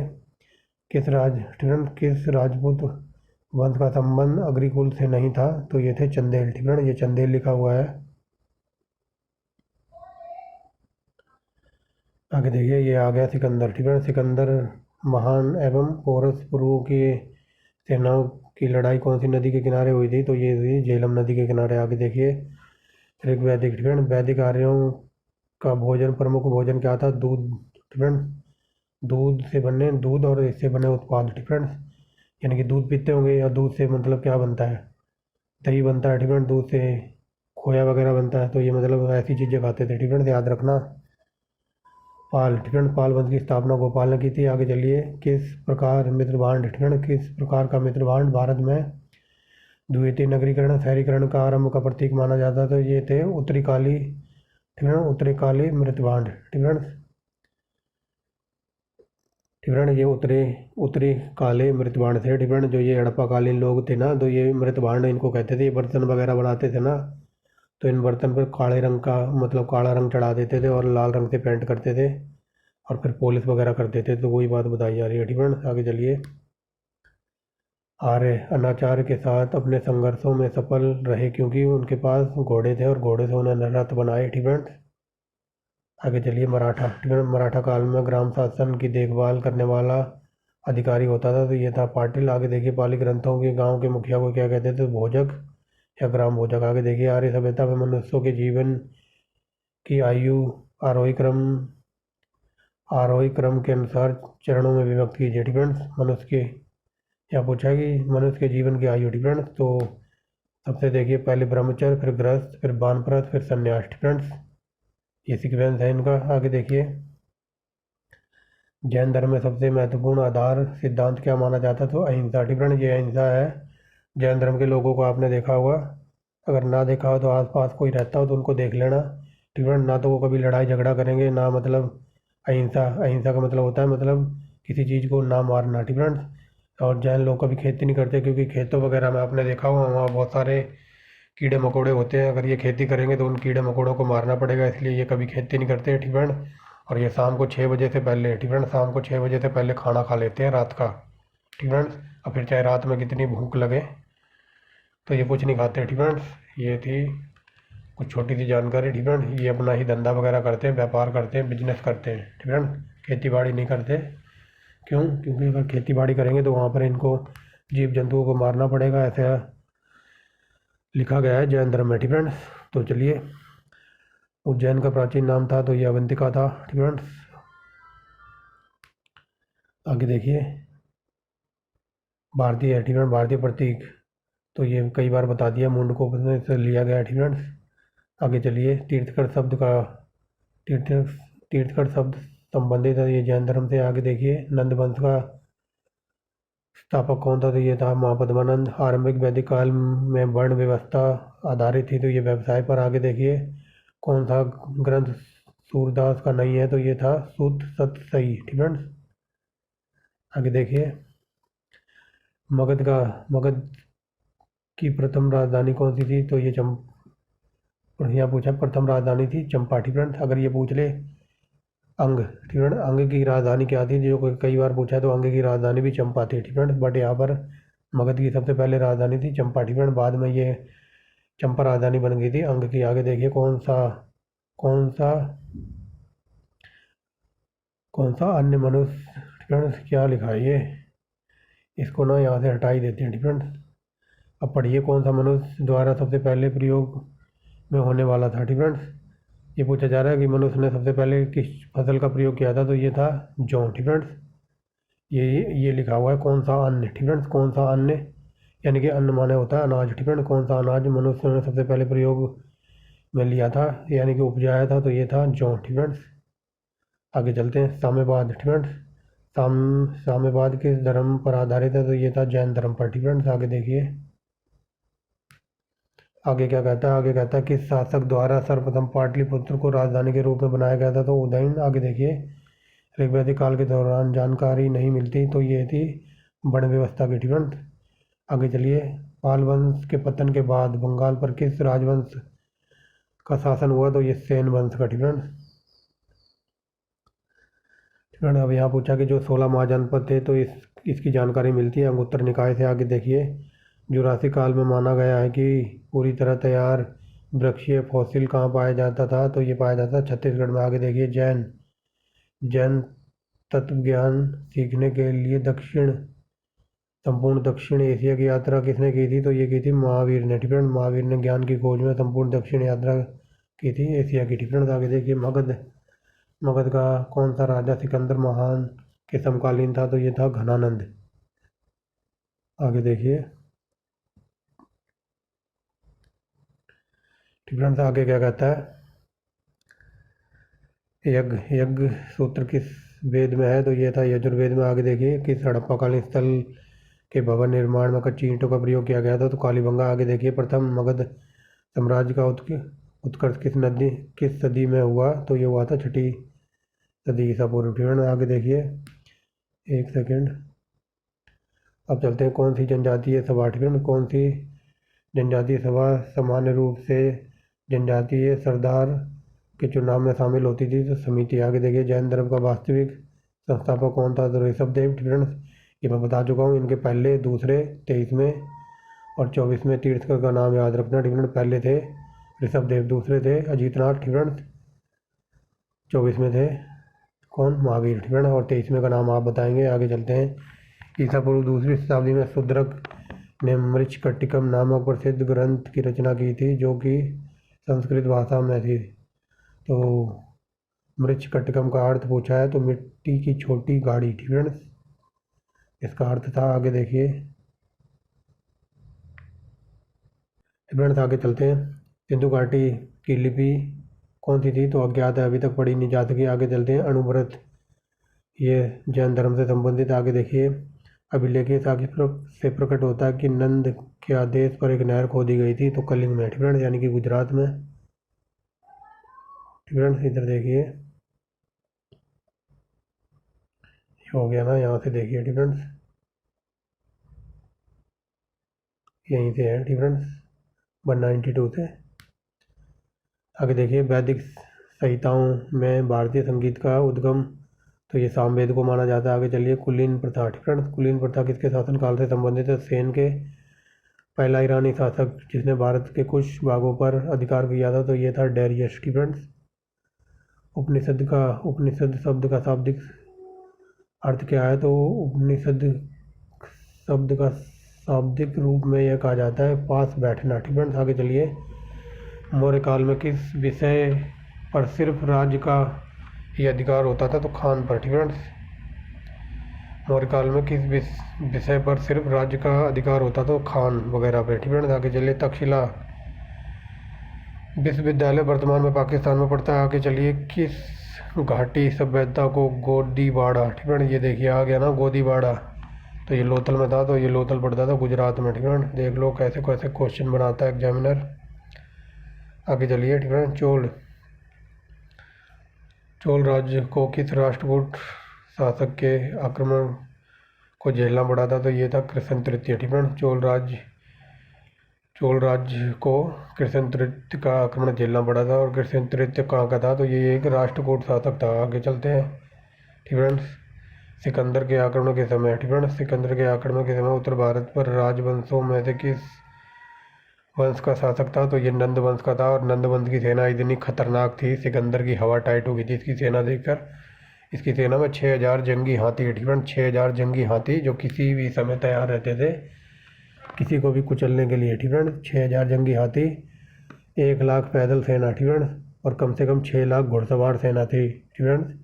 6 लाख सैनिक थे घोड़ों पर सवार और 1 लाख पैदल सेना और 6000 जंगी हाथी। तो सिकंदर इसकी सेना को देखते ही हक्का बक्का रह गया था और वापस चला गया डिफरेंट। अब आगे भी चलना है क्या डिफरेंट? अब आगे देखिए 201 नंबर आज ही करा देता हूँ, ये प्रैक्टिस है डिफरेंट। दूसरा है ये 400 क्वेश्चन है, ये very very most important different. आगे चलते हैं। पहला क्वेश्चन देखिए दूसरे प्रैक्टिस सेट का। आर्य डिफरेंट। आर्यन जनजातीय प्राचीनतम बस्ती कहाँ थी? तो ये सप्त सिंधु में। आगे देखिए महर्षि गौतम का संबंधित था, तो ये न्याय से संबंधित है, कई बार पूछा है डिफरेंट। महर्षि गौतम किससे संबंधित है? तो ये न्याय दर्शन से डिफरेंट। आगे देखिए इनमें से कौन सा एक ईसा पूर्व 6ठी शताब्दी में प्रारंभ में भारत के सर्वाधिक शक्तिशाली नगर था? तो ये था मगध डिफरेंट। ये बात बता दी गई। आगे चलिए सिंधु अर्थव्यवस्था थी, तो ये कृषि पर आधारित है। आगे देखिए किस राजवंश के राज्य की राजधानी सुमेलित नहीं है? तो ये बता दीजिए। तो ये चालुक्यों की तंजौर में नहीं थी डिफरेंट। चालुक्यों की राजधानी कौन सी थी? बातापी डिफरेंट। बातापी थी, तंजौर में नहीं थी डिफरेंट। चालुक्यों की राजधानी बातापी में इन्होंने बनाई थी, तंजौर गलत है डिफरेंट। तो सही सुमेलित बताना था। आगे देखिए कौन एक बौद्ध ग्रंथ 16 महाजनपदों का उल्लेख करता है? तो अंगुत्तर निकाय, ये बता दिया है। किस देश ने डिफरेंट किस देश ने भारत में मोहनजोदड़ो से प्रसिद्ध नृत्य कन्या की प्रतिभा वापस देने के लिए कहा है डिफरेंट? जैसे अभी मैंने बताया था ना कि एक नाचती हुई लड़की का यहाँ पर मूर्ति मिली है, तो वो मिली है मोहनजोदड़ो से, लेकिन अब पाकिस्तान वाले ये कह रहे हैं कि हमें वापस दे दो डिफरेंट। क्यों दे दें भाई, हलवा है क्या? आगे चलते हैं। अशोक डिफरेंट। अशोक के किस शिलालेख में बौद्ध ग्रंथों का उल्लेख मिलता है? तो यह है ब्राह्मण शिलालेख डिफरेंट। अभी ऊपर क्वेश्चन था ना कि अशोक के शिलालेख किस किस को बताते हैं? तो अशोक के शिलालेख बौद्ध धर्म को बताते हैं डिफरेंट। तो बौद्ध धर्म का उल्लेख कौन से शिलालेख में मिला है? तो ये ब्राह्मण शिलालेख में मिला है। त्रिपिटक याद रखना, ये जैन धर्म बौद्ध धर्म से संबंधित है डिफरेंट। त्रिपिटक का संबंध है बौद्ध धर्मों से डिफरेंट। अगर ये पूछ ले त्रिरत्न किससे संबंधित है, तो उसका आंसर हो जाएगा जैन डिफरेंट। आगे चलते हैं। सिंधु घाटी सभ्यता में कालीबंगा किसके लिए प्रसिद्ध था? तो मिट्टी के पात्र डिफरेंट। ये मिट्टी के बर्तन बनाते थे, जो मैंने बताया। फिर मिट्टी के बर्तन बना के उन पर काले रंग का पॉलिश कर देते थे या लाल रंग से डिफरेंट, उन पर कलर चढ़ा देते थे। आगे चलिए बरहूत डैश से संबंधित है? तो ये जैन धर्म से डिफरेंट। बरहूत जैन धर्म से संबंधित है। आगे चलिए जैन क्या बोल रहा हूँ मैं डिफरेंट। बरहूत बौद्ध धर्म से संबंधित है डिफरेंट। आगे चलिए बौद्ध ने किस स्थान पर महापरिनिर्वाण प्राप्त किया था? तो ये कुशीनारा या फिर कुशीनगर, और ये उत्तर प्रदेश में पड़ता है। आगे चलिए कई बार क्वेश्चन ये पूछ लेता है कि बुद्ध की मृत्यु को क्या कहा जाता है? तो महापरिनिर्वाण डिफरेंट, याद रखना। आगे देखिए भारत का प्रारंभिक नाम क्या था, तो ये जय संहिता था। क्या बोल रहा हूँ मैं, महाभारत का प्रारंभिक नाम था जय संहिता, ठीक है ना, जय संहिता। आगे चलिए, किसके शासनकाल में हेन सांग, ठीक है ना, तो ये हेन सांग ने पल्लवों की राजधानी कांचीपुरम का भ्रमण किया था, ठीक है ना। ये पूछा जा रहा है कि जो हेन सांग आया था तो ये पल्लवों की राजधानी, ठीक है ना, कई बार पूछा है कि पल्लवों की राजधानी क्या है, तो ये कांचीपुरम है। तो ये कांचीपुरम हेन सांग गया था नरसिंहवर्मन प्रथम के काल में, ठीक है ना। आगे चलिए, किस शासक ने बौद्धों के लिए विख्यात विक्रमशिला विश्वविद्यालय बनवाया था, तो धर्मपाल ने। आगे चलते हैं, देखिए 216 नंबर, ठीक है ना, वैदिक संहिता, ठीक है ना। वैदिक संहिता में भारतीय संगीत का उद्गम, ठीक है ना, भारतीय संगीत का उद्गम सामवेद से हुआ। आगे देखिए, बगदाद निवासी अल मसूदी किसके शासनकाल में भारत आया था, ये very very most important question है। ये महिपाल के शासन में आया था, लेकिन कई बार ये पूछ लेता है, चार यात्री दे देगा और मिलान करने के लिए पूछ लेगा कि अल मसूदी कहाँ से आया था, तो ये बगदाद से आया था, याद करना, ठीक है। निकोलो कॉन्टी इटली से आया था, ठीक है। और बारबोसा कहाँ से आया था, ठीक है, कोई बता सकता है बारबोसा कहाँ से आया था, ठीक है। तो ऐसे जैसे ये यात्री पूछ लिए जाते हैं ना, इनको मिलान करने के लिए कई बार पूछ लेता कौन से देश से आया था, और देश नहीं देगा तो ये पूछ लेगा किसके शासनकाल में आया था, तो महिपाल के, ठीक है। ऐसे क्वेश्चन आजकल जो यूपीएससी और यूपीपीसीएस एचसीएस वगैरह के जो एग्जाम होते हैं बड़े बड़े, तो उसमें कई बार मिलान करने के लिए ऐसे क्वेश्चन आजकल भर भर के पूछे जा रहे हैं, ठीक है। तो याद रखना। आगे देखते हैं, किसके द्वारा तृतीय बौद्ध संगति का संरक्षण किया गया था, तो ये अशोक, ये मैंने ट्रिक से बता रखा है, राव बाबा को इसकी ट्रिक थी। आगे चलते हैं, किस मनीषी, ठीक है ना, किस मनीषी या पंडित ने दक्षिण भारत का अग्रीकरण किया था, वे थे, तो वो थे अगस्त्य, ठीक है। आगे देखिए, उपनिषद पुस्तकें डैश हैं, तो ये दर्शन पर आधारित है, ठीक है। आगे चलिए, बौद्ध, ठीक है, बौद्ध ग्रंथ त्रिपिटकों की रचना किस भाषा में हुई थी, तो ये पाली में, ठीक है। अभी बताया ना त्रिपिटक किससे संबंधित है, ये बौद्ध धर्म से संबंधित है, ठीक है। आगे देखिए, सिंधु घाटी सभ्यता का एक स्थल पाकिस्तान में है, तो ये है हड़प्पा, ठीक है। आगे देखिए, किसने विक्रमशिला विश्वविद्यालय की स्थापना की थी, धर्मपाल ने। आगे देखिए, किस शासक के शासनकाल में नेपाल में बौद्ध धर्म का आगमन हुआ, तो अशोक, ठीक है। अशोक ने अपने चेले चपाटे भेजे थे, ठीक है, बौद्ध धर्म का प्रचार करने के लिए, ठीक है।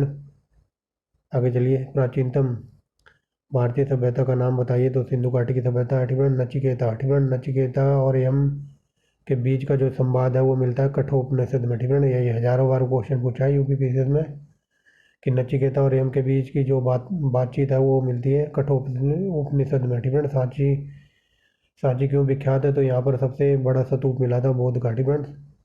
सबसे बड़ा स्तूप मिला था यहाँ पर बौद्ध का। विषम शब्द ज्ञात कीजिए, ठीक है, विषम शब्द ज्ञात कीजिए, तो ये विषम है विष्णु पुराण, ठीक है। ठीक है, आगे चलिए, ये क्वेश्चन शायद उसमें पूछ लिया था, ये रीजनिंग में क्वेश्चन डाल दिया था, ठीक है, कि सम और विषम को अलग कीजिए, तो ये मैंने यहाँ लिख दिया है, ठीक है। बट आपको इस पर ध्यान मत देना, ठीक है ना, क्योंकि इसके ऑप्शन प्रॉपर मेरे को याद नहीं है, ठीक है। ये क्वेश्चन शायद रीजनिंग में पूछ लिया था, और वहाँ ऑप्शन में कुछ हिंदी के वर्ड थे, कुछ बौद्ध ग्रंथ थे, तो और कुछ जैन ग्रंथ थे, ठीक है। तो इसमें विषम था, तो ये विष्णु पुराण उसमें से विषम निकालना था, ठीक है ना, इसको आप भूल जाना।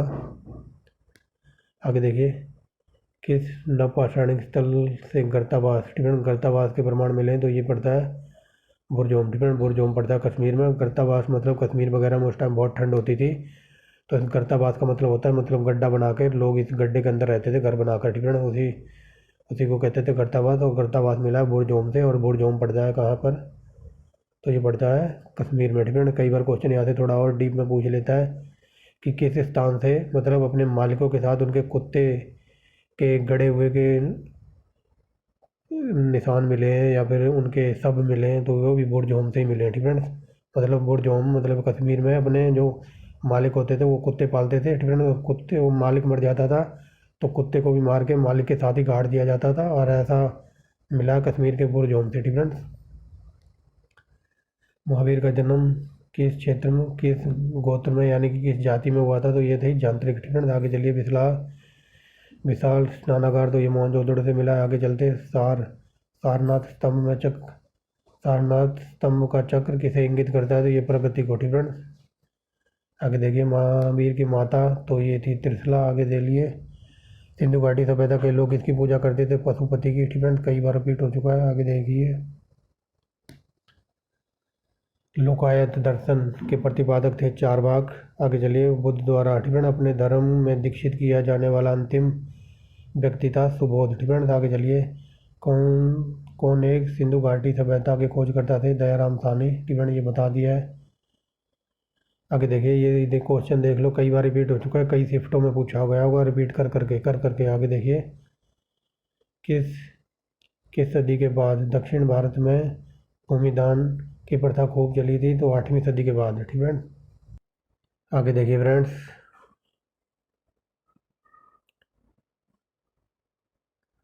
प्राचीनतम विश्वविद्यालय तो ये नालंदा है। ठीक है। नगर जो कि कौन कहलाता था? कालिकट। ठीक है। आगे देखिए। कौन सा शासक संगम राज्य चेर से संबंधित था? तो ये था नोडियोन। ठीक है। ये पूछा कौन सा शासक संगम राज्य चेर से संबंधित नहीं था? तो ये नोडियोन नहीं था। ठीक है। आगे देखते हैं। किस भाषा का प्रयोग बौद्ध ग्रंथों में हुआ है? तो ये पाली भाषा है, मैंने बता दिया। उपनिषद क्या थे? तो ये हिंदू दर्शन के स्रोत है। आगे चलिए। दक्षिण भारत में किस शासक ने धर्मराज की उपाधि धारण की थी? तो ये था, ये पूछा जा रहा है दक्षिण भारत में किस वंश के शासक ने धर्मराज की उपाधि धारण की थी? तो ये दक्षिणी पश्चिमी गंगा के शासक ने। ठीक है। आगे चलिए। महावीर की मृत्यु हुई थी पावापुरी में। आगे देखिए। 46 नंबर कहता कौन सा वेद धार्मिक अनुष्ठानों से संबंध रखता है? तो ये यजुर्वेद। गुप्त। ठीक है। पूर्व गुप्त काल में कौन सी वस्तु निर्यात नहीं की जाती थी? तो ये थी टिन। ठीक है। आगे देखिए। जैनियों के तीर्थकर कौन थे? ठीक है। पहले पूछा तो पहले थे ऋषभदेव। आगे देखिए। किस वेद में जादू टोना? ठीक है। जादू टोना तंत्र मंत्र है, तो ये यथर्वेद में। आगे देखिए। 250 नंबर। श्रीलंका की आबादी के अधिकांश लोग डैश का अनुसरण करते हैं? तो बौद्ध धर्म का। ठीक है। एक रह गया क्या नीचे? ठीक है। ये रह गया था 1 2। यहाँ से देखिए। मठ मंदिर और स्तूप किस धर्म से संबंधित है? तो बौद्ध धर्म से। आगे देखिए। सिंधु घाटी सभ्यता का बृहद स्नानागार तो ये मोहनजोदड़ो से मिला। ठीक है। कई बार देख लो, घुमा फिर आगे पूछता रहता है। आगे देखिए। मैगस्थनीज एक यूनानी इतिहासकार ने ईसा की पूर्व 4वीं शताब्दी में डैश के शासनकाल में भारत का दौरा किया था? तो ये था चंद्रगुप्त मौर्य। आगे देखिए। बौद्ध धर्म जैन धर्म दोनों के उपदेश किस शासनकाल में दिए गए? तो बिंबिसार। आगे देखिए। सिंधु घाटी सभ्यता में धौलावीरा किसके लिए प्रसिद्ध था? तो जल संरक्षण के लिए। ठीक है। आगे देखिए। डैश स्टेटस क्राफ्ट आर्थिक नीति और सैन्य रणनीति पर एक प्राचीन भारतीय ग्रंथ है जो संस्कृत में लिखा गया। कौटिल्य। ठीक है। कौटिल्य ने क्या लिखा था? तो ये अर्थशास्त्र लिखा था। ठीक है। कौटिल्य कह लो, विष्णुगुप्त कह लो या चाणक्य, ये 3 नाम एक ही बंदे के हैं। ठीक है। कन्फ्यूज नहीं होना। गौतम बुद्ध ने अपना पहला उपदेश दिया था सारनाथ में। ऋग्वेद। ठीक है। ऋग्वेद में सब प्रमुख देवता थे, तो ये इंद्र थे, मैंने बता दिया। 275 बार इनका नाम लिखा हुआ है। आगे देखिए। 59 नंबर। ठीक है। सत्यकुम। ठीक है। सत्यकुम समई का प्रसिद्ध त्यौहार किस राज्य के लोगों द्वारा समृद्ध फसल के लिए आशीर्वाद प्राप्त करने के लिए मनाया जाता है? तो ये था नागालैंड। ठीक है। तो आगे देखिए। बौद्ध धर्म ग्रहण करने वाली पहली महिला थी? तो ये प्रजापति गौतमी थी, ये इसकी मौसी थी। ठीक है। आगे चलिए। गौतम बुद्ध की मृत्यु हुई थी कुशीनगर में। आगे देखिए। राउफ। ठीक है। राउफ डैश की स्थिति से जुड़ा हुआ एक लोक नृत्य है, तो ये जम्मू एंड कश्मीर में मनाया जाता है। बोध गया है, तो ये बिहार में पड़ता है। आगे चलिए। मोहनजोदड़ो हड़प्पा के अवशेष संकेत देते हैं कि ये शानदार और योजनागत अच्छी तरीके से बनाई गई थी, तो ये थी व्यापारिक नगरें। ठीक है। आगे देखिए। कर्नाटक। ठीक है। कर्नाटक का कौन सा एक नृत्य है? कर्नाटक का कौन सा एक नृत्य के रूप में है? तो ये है बलायता। ठीक है। आगे चलते हैं। आगे देखिए। जातक किसका ग्रंथ है? तो ये बौद्ध धर्म का है। आगे देखिए। वैदिक काल में 8 प्रकार के विवाह प्रचलित थे, इनमें से प्रेम विवाह क्या था? तो ये था गंधर्व विवाह। ठीक है। प्रेम विवाह को गंधर्व विवाह कहते थे। आगे देखिए। कौन सा राजस्थान का नृत्य है? तो ये है जुलून। ठीक है। आगे देखिए। 69 नंबर क्या कहता है? वैसा था कौन था जिसने राज सिंहासन पे बैठने से पहले अपने बड़े भाई सुप्रीम की हत्या की थी? तो अशोक। ठीक है। अशोक अपने 99 भाइयों को कत्ल करके गद्दी पर बैठा था। आगे देखिए, सिंधु घाटी सभ्यता में लोथल किसके लिए प्रसिद्ध था? तो यहाँ पर एक बंदरगाह था। आगे चलिए, डैश नृत्य के रूप में 18वीं सदी में उड़ीसा के जंगलों में आदिवासी के रूप में हुई डिफरेंट, और 19वीं शताब्दी में एक मार्शल आर्ट आधारित नृत्य पर आधारित थी। तो ये था चूहू डिफरेंट। आगे चलिए, 72 नंबर, निम्नलिखित में सम्राट अशोक की पहली पत्नी डिफरेंट, पहली पत्नी ये पूछा जा रहा है, अशोक की वह कौन सी पत्नी थी जिसने अशोक को प्रभावित किया था? तो ये थी कारूबाकी डिफरेंट। सिंपल वे में समझ लीजिए, अशोक की पत्नी का नाम था कारूबाकी, तो इसने इसको प्रभावित किया था डिफरेंट। आगे चलते हैं, कौन सा एक वेद ट्रेनिंग का भाग नहीं है? तो अथर्ववेद। आगे चलिए, कर्मा, कर्मा किस राज्य का नृत्य है? तो ये झारखंड का है डिफरेंट। आगे देखिए, अशोक डिफरेंट, अशोक ने अपने अभिलेखों में एक रूपता में किस प्राकृतिक का प्रयोग किया है? तो ये अर्धमागधी डिफरेंट। क्वेश्चन ये पूछा जाता है कि अशोक के शिलालेख कौन सी भाषा में लिखे मिले हैं? खरोष्टी, ब्राही, अर्धमागधी डिफरेंट। ये 3-4 भाषाएं हैं, याद रखना। आगे चलते हैं, ये मांडा डिफरेंट, मांडा चिनाब नदी के किनारे पड़ता था डिफरेंट। आगे देखिए, ये पूछा कि बाणभट्ट किसके दरबार में थे? ये हर्षवर्धन के दरबार में थे। बिंदुसार ने विद्रोहियों को कुचलने के लिए अशोक को भेजा था, तो ये तक्षशिला भेजा था। आगे देखिए, किस नदी के निकट ऋग्वैदिक सभ्यताएं सबसे अधिक स्थित थी? तो सरस्वती नदी के किनारे डिफरेंट। आगे देखिए, डैश एक जैन पाठ है जिसमें जैन तीर्थंकरों की जीवनी विशेष रूप से पार्श्वनाथ और महावीर की है, तो ये था कल्पसूत्र। आगे देखिए, वह व्यक्ति कौन था जिसका नाम देवान प्रिय था? तो ये अशोक का नाम था। आगे चलिए, किस हड़प्पा केंद्र के बारे में माना जाता है कि मेसोपोटामिया के साथ सीधा व्यापार समुद्र से होता था? लोथल डिफरेंट। देख लो, ये कई बार क्वेश्चन आ गया और इस बार तो बिल्कुल अलग तरीके से पूछा है, और आंसर वही है लोथल डिफरेंट, क्योंकि समुद्र से व्यापार होता था और लोथल में बंदरगाह था ना। आगे चलिए, बैसाख डैश के जन्म का स्मरण करता है डिफरेंट, तो ये बुद्धा का। आगे चलिए, प्राचीनतम राजवंश कौन सा था? मौर्य। माना जाता है कि भगवान शिव ने डैश के रूप में धारण किया, और दक्षिण भारत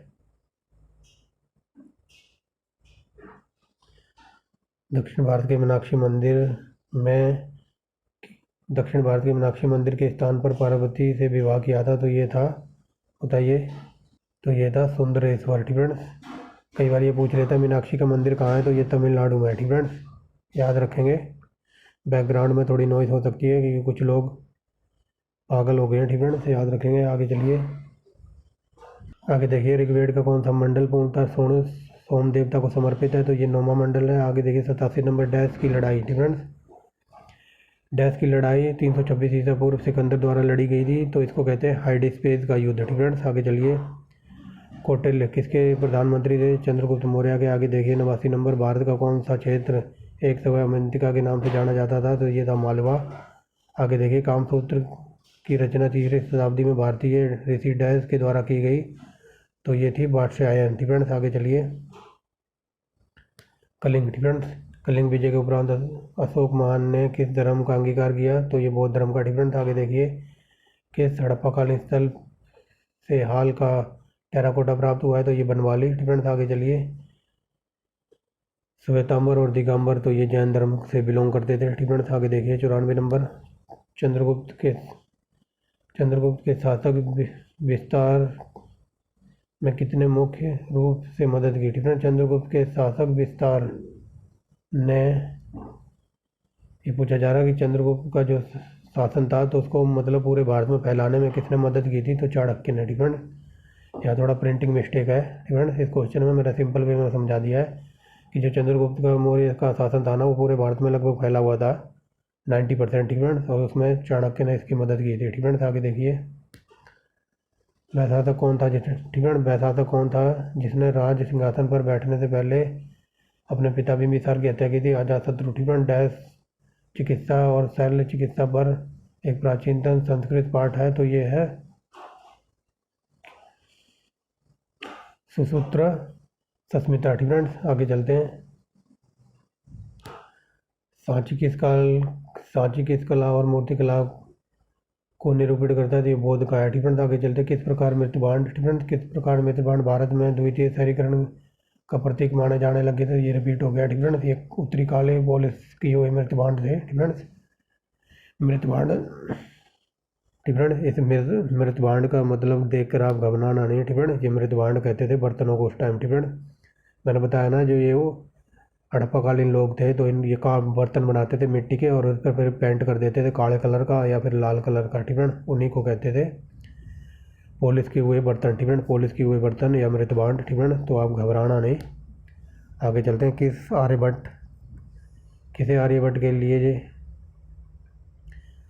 आर्यभट्ट के लिए जिम्मेदार नहीं ठहराया जा सकता, तो ये थी थ्योरी ऑफ एटम। आगे चलिए। ठीक फ्रेंड्स, क्योंकि आर्यभट्ट ने तो आर्यभट्टी नामक पुस्तक लिखी थी। इन्होंने मैथ के कुछ सूत्र वगैरह बताए थे। ठीक फ्रेंड्स, थ्योरी आइटम के बारे में इसने कुछ नहीं बताया था। ठीक फ्रेंड्स, आगे चलते हैं। प्राचीन भारत का वह प्रसिद्ध शासक जिसने अपने जीवन के अंतिम दिनों में जैन धर्म को अपना लिया, वेरी वेरी मोस्ट इंपॉर्टेंट, ये चंद्रगुप्त मौर्य है। ठीक फ्रेंड्स, अगर इससे भी ज़्यादा आपको डिटेल में पढ़ना है ना तो UPPCS UPSC लेवल के 3800 क्वेश्चन करा रखे हैं। ठीक फ्रेंड्स, A1 क्वालिटी के प्ले लिस्ट मिल जाएगी आपको मास्टर वीडियो के नाम से। आगे चलते हैं। ठीक फ्रेंड्स, 301 नंबर देखिए। राजस्थान के माउंट आबू पर दिलवाड़ा जैन मंदिर, तो ये जैन धर्म से संबंधित है। ठीक फ्रेंड्स, ये कई बार बता दिया मैंने। आगे देखिए 302 नंबर डैश में महाबोधि बौद्ध मंदिर बौद्धों का तीर्थ स्थल है, तो ये बिहार में है। आगे चलिए। ठीक फ्रेंड्स, मौर्य। ठीक फ्रेंड्स, मौर्य साम्राज्य की स्थापना चंद्रगुप्त मौर्य ने की थी। जैन के पहले तीर्थकर थे ऋषभदेव। ठीक फ्रेंड्स, आगे चलिए। ठीक फ्रेंड्स, कौन विक्रमादित्य के दरबार में नवरत्न में शामिल नहीं था, तो ये थे सूरदास। ठीक फ्रेंड्स, सूरदास है ये। आगे चलते हैं। मौर्य साम्राज्य में प्रचलित मुद्रा थी पण। ठीक फ्रेंड्स, आगे देखिए। त्रिपिटक ग्रंथ है, तो ये बौद्धों का है। तुंगभद्रा नदी का प्राचीन नाम था पंपा। ठीक फ्रेंड्स, आगे देखिए। निम्नलिखित में से कौन मौर्य वंश का शासक नहीं था, तो ये अजातशत्रु। आगे चलते हैं। महावीर की माता का नाम त्रिशिला था। वैदिक सभ्यता डैश नदी के किनारे फली फूली थी, तो ये सरस्वती नदी के किनारे। आगे देखिए। अशोक का उत्तराधिकारी कौन था, तो ये कुणाल था। आगे देखिए। जैन धर्म का तीन रत्न नहीं है। ठीक है, तो जैन धर्म का तीन रत्न में शामिल कौन सा नहीं है, तो सही दृष्टि। ठीक है, क्वेश्चन ये पूछा जाता है तीन रत्न किससे बिलोंग करते थे, तो ये तीन रत्न है जैन धर्म से। ठीक फ्रेंड्स, जैन धर्म से बिलोंग करते थे ये तीन रत्न। ठीक फ्रेंड्स, आगे चलिए। डैश असफ घोष का एक महाकाव्य कविता जो बुद्ध के बचपन से लेकर उनके निर्माण तक जीवनी का वर्णन बताती है, तो उसको कहते थे बुद्ध चरित्रम। ठीक है, ये कई बार क्वेश्चन बनता है कि बुद्ध चरित्रम या फिर बुद्ध चरित्र किसने लिखी, तो ये असफ घोष। ठीक फ्रेंड्स, असफ घोष ने लिखी थी, बट ये घोषा लिखा हुआ है, इसको थोड़ा ठीक कर लेंगे। ठीक फ्रेंड्स, कई बार ये हजारों बार क्वेश्चन पूछा जाता है कि बौद्ध चरित्र के रचनाकार कौन थे, तो ये थे असफ घोष। ठीक फ्रेंड्स, याद रखना। आगे चलते हैं। किस शहर में अशोक के शिलालेख नहीं मिले, तो पाटलिपुत्र में। आगे चलिए। नगर जोगी कौन कहलाता था, तो ये कालीकट कहलाता था। कर्नाटक में डैश मंदिर हम्पी का सबसे असाधारण वास्तुकला सौ पीस है, तो ये थी बिट्ला। ठीक है, बिट्ला। आगे चलते हैं। अर्थशास्त्र। ठीक है, अर्थशास्त्र के लेखक चाणक्य थे और ये चंद्रगुप्त के समकालीन थे। ठीक है, आगे चलिए। कौन सा सही सुमेलित नहीं है, ठीक है, तो बताइए। समावेदा नॉलेज ऑफ साइंस। ठीक है, इस क्वेश्चन को भी आप भूल जाइए। ठीक है, जल्दी जल्दी में एक आधा क्वेश्चन ऊट पटांग प्रिंट कर दिया है। ठीक है, आगे चलते हैं। भगवान बुद्ध के प्राण कहाँ थे आगे थे, तो कुशीनगर में। ठीक है, ये जल्दी जल्दी का कमाल है। ठीक है, ये 2 घंटे में प्रिंट आउट करवाया है फटाफट। आगे चलिए। तक्षशिला विश्वविद्यालय में राजनीतिक विज्ञान और अर्थशास्त्र के प्रोफेसर थे, तो ये कौटिल्य थे। आगे चलिए। नंद वंश के बाद मगध पर मौर्य वंश का शासन हुआ। ठीक है, अजंता की चित्रकारी किससे प्रेरित है, तो ये है दयालु बुद्ध से। ठीक है, आगे चलिए। डैश नृत्य नवरात्रि के दौरान गोवा के चारवाह समुदाय द्वारा किया जाता है, तो ये था ढांगर। ठीक है, आगे चलिए। मौर्य काल में शिक्षा का सर्वाधिक प्रसिद्ध केंद्र था तक्षशिला। आगे देखिए। बौद्धों। ठीक है, बौद्धों के विश्वास के अनुसार गौतम बुद्ध का अवतार, तो ये मैत्रेय को माना गया। ठीक फ्रेंड्स, आगे चलिए। ठीक फ्रेंड्स, आगे देखिए ओणम में, यहाँ ये सिंपल भाषा में समझिए, ये बकवास लिखा हुआ है। ठीक फ्रेंड्स, मैं बताता हूँ सिंपल भाषा में। एक होती है नौका दौड़। ठीक फ्रेंड्स, नौका दौड़, ये क्वेश्चन पूछा जाता है, नौका दौड़ कहाँ होती है। ठीक फ्रेंड्स, नौका दौड़, ठीक फ्रेंड्स, नौका दौड़ होती है केरल में। ठीक फ्रेंड्स, केरल में। ठीक फ्रेंड्स, यही लिखा हुआ है। ये देखिए, केरल का प्रसिद्ध फसल त्यौहार ओणम के दौरान बोट रेसिंग होती है। ठीक फ्रेंड्स, इतना याद रखना, जो नौका दौड़ होती है तो वो केरल में होती है। और कई बार ये पूछ लिया जाता है कि ओणम किस राज्य का त्यौहार है, तो ये भी केरल का है। ठीक फ्रेंड्स, सिंपल वे में समझिए। आगे चलिए, मेगास्थनीज की पुस्तक का नाम था इंडिका। आगे चलिए, तमिल भाषा में शिल्पाधिकारम और मणि मेखलई नामक गौरव ग्रंथ किससे संबंधित है, ये हिंदू धर्म से। ठीक फ्रेंड्स, आगे चलिए।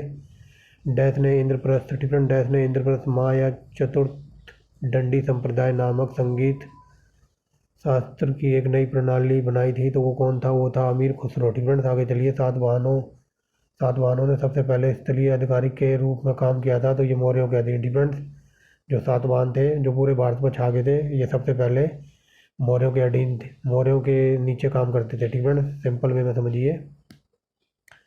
कौन सा मठ बौद्ध से संबंधित है, तो ये चैत्य का मठ। आगे देखिए, किस लोक नृत्य के साथ भारतवर्ष में 2018 में गिनीज वर्ल्ड रिकॉर्ड में नाम लिखाया गया है उसका। ठीक फ्रेंड्स, ये पूछा जा रहा है कि कौन सा भारत का नृत्य है जिसका गिनीज वर्ल्ड बुक में नाम दर्ज किया गया है, तो वो था नटी। ठीक फ्रेंड्स, आगे चलिए। वह मानतम कुषाण नेता कौन था जो बौद्ध बन गया था, तो कनिष्क था। आगे चलिए। कौन सा फ्रेंड्स, कौन सा संस्कृत का प्रथम व्याकरणविद है। फ्रेंड्स, ये पूछा जाता है। संस्कृत के व्याकरण की रचना की थी। फ्रेंड्स, व्याकरण की रचना किसने की थी, तो पाणिनि ने। फ्रेंड्स, यही सिंपल वे में समझिए। आगे देखिए। फ्रेंड्स, पर्युषण डैश समुदाय के लिए एक महत्वपूर्ण त्यौहार है, तो ये है जैनों का। फ्रेंड्स, आगे देखिए। कुषाण, फ्रेंड्स, आगे देखिए। कुषाण काल के दौरान मूर्ति कला की गांधार कला शैली मिश्रण था, तो ये भारत और ग्रीक का। फ्रेंड्स, आगे देखिए। बुद्ध का निर्माण हुआ था कुशीनगर में। आगे देखिए। कौन हिंदुस्तान संस्कृति के लोकप्रिय घराना शैली है, तो ये थी नहीं है। फ्रेंड्स, ये पूछा है। कौन हिंदुस्तानी शास्त्रीय संगीत का लोकप्रिय घराना नहीं है, तो ये था राजवाड़ी घराना। आगे देखिए। कनिष्क की राजधानी थी पुरुषपुर में। फ्रेंड्स, ये पुरुषपुर प्राचीन नाम पड़ता था पेशावर का। फ्रेंड्स, कई बार पूछा पेशावर का पुराना नाम क्या था, तो ये था पुरुषपुर। फ्रेंड्स, आगे देखिए। नालंदा विश्वविद्यालय विद्या का महान केंद्र था, तो ये बौद्ध धर्म का। आगे देखिए।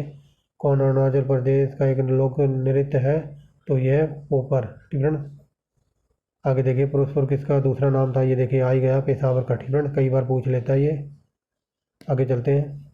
मानव के दुखों के अंत के लिए अष्टांगिक मार्ग पथ का प्रतिपादन किया था गौतम बुद्ध ने। आगे देखिए। नृत्य शैली डांडिया। डांडिया एक त्यौहार है गुजरात का, और ये नवरात्रि पर खेला जाता है। फ्रेंड्स, याद रखेंगे, कई बार पूछ लेते हैं डांडिया कहाँ से है, तो गुजरात से। चरक, चरक किसके राज्य में चरक। फ्रेंड्स, चरक और सुश्रुत जो चिकित्सक थे, वो कनिष्क के दरबार में थे। आगे देखिए। गौतम बुद्ध कौन से गणराज्य थे, तो ये साकी गणराज्य से। सुरकोटदा का पुरातात्विक स्थल किस राज्य में है, तो ये पड़ता था गुजरात में। आगे देखिए। तक्षशिला का प्रसिद्ध होने का क्या कारण था, तो गंधार कला। आगे चलिए। आगे देखते हैं। फ्रेंड्स, गौतम बुद्ध का जन्म हुआ था ना, तो उस जन्म का संबंध मानते हैं बुल से। फ्रेंड्स, और बुल माने होता है बैल, यानी कि सांड। कई बार पूछा है कि जो गौतम बुद्ध के जन्म का संबंध, या फिर जो गौतम बुद्ध के जन्म का प्रतीक किसको माना जाता है, तो सांड। फ्रेंड्स, या फिर बैल, और या फिर बोलते हैं इसको बुल। फ्रेंड्स, बुल माने भी सांड ही होता है। सिंपल वे में समझिए। फ्रेंड्स, आगे चलते हैं। किस पुरातात्विक स्थल पर गर्त आवासों के प्रमाण मिले, तो ये बुर्ज बता दिए मैंने। फ्रेंड्स, आगे चलते हैं। भारत में सबसे पहले स्वर्ण मुद्राएं किसने चलाई थी, इंडो बैक्टीरियन ने। आगे देखिए। फ्रेंड्स, आगे कहता है बौद्ध धर्म। फ्रेंड्स, बौद्ध धर्म समाज दो भागों को अपने हाथ जोड़कर एक महत्वपूर्ण प्रभाव छोड़ा, तो ये थे स्त्रियां शुद्ध। फ्रेंड्स, कई बार ये क्वेश्चन ऐसे पूछा जाता है घुमा के कि बुद्ध ने किन दो जातियों को मतलब अपने धर्म में शामिल करने के लिए प्रेरित किया था, तो वो थे शूद्र। फ्रेंड्स, और दूसरी थी स्त्रियां। फ्रेंड्स, स्त्रियों को भी अनुमति मिल गई थी बाद में। आगे चलते हैं। और इन सबको डिटेल में पढ़ना है ना, तो मैंने पूरी प्राचीन भारत करवा रखी है, कई बार बता चुका हूँ मैं। फ्रेंड्स, प्राचीन भारत के नाम से प्लेलिस्ट मिल जाएगी आपको। आगे चलते हैं। प्रसिद्ध चिकित्सक जीवक किसकी नियुक्ति के दरबार में थे, ठीक है ना, ये पूछा जाता है। जीवक किसके दरबार में थे, तो ये थे बिंबिसार। आगे चलते हैं।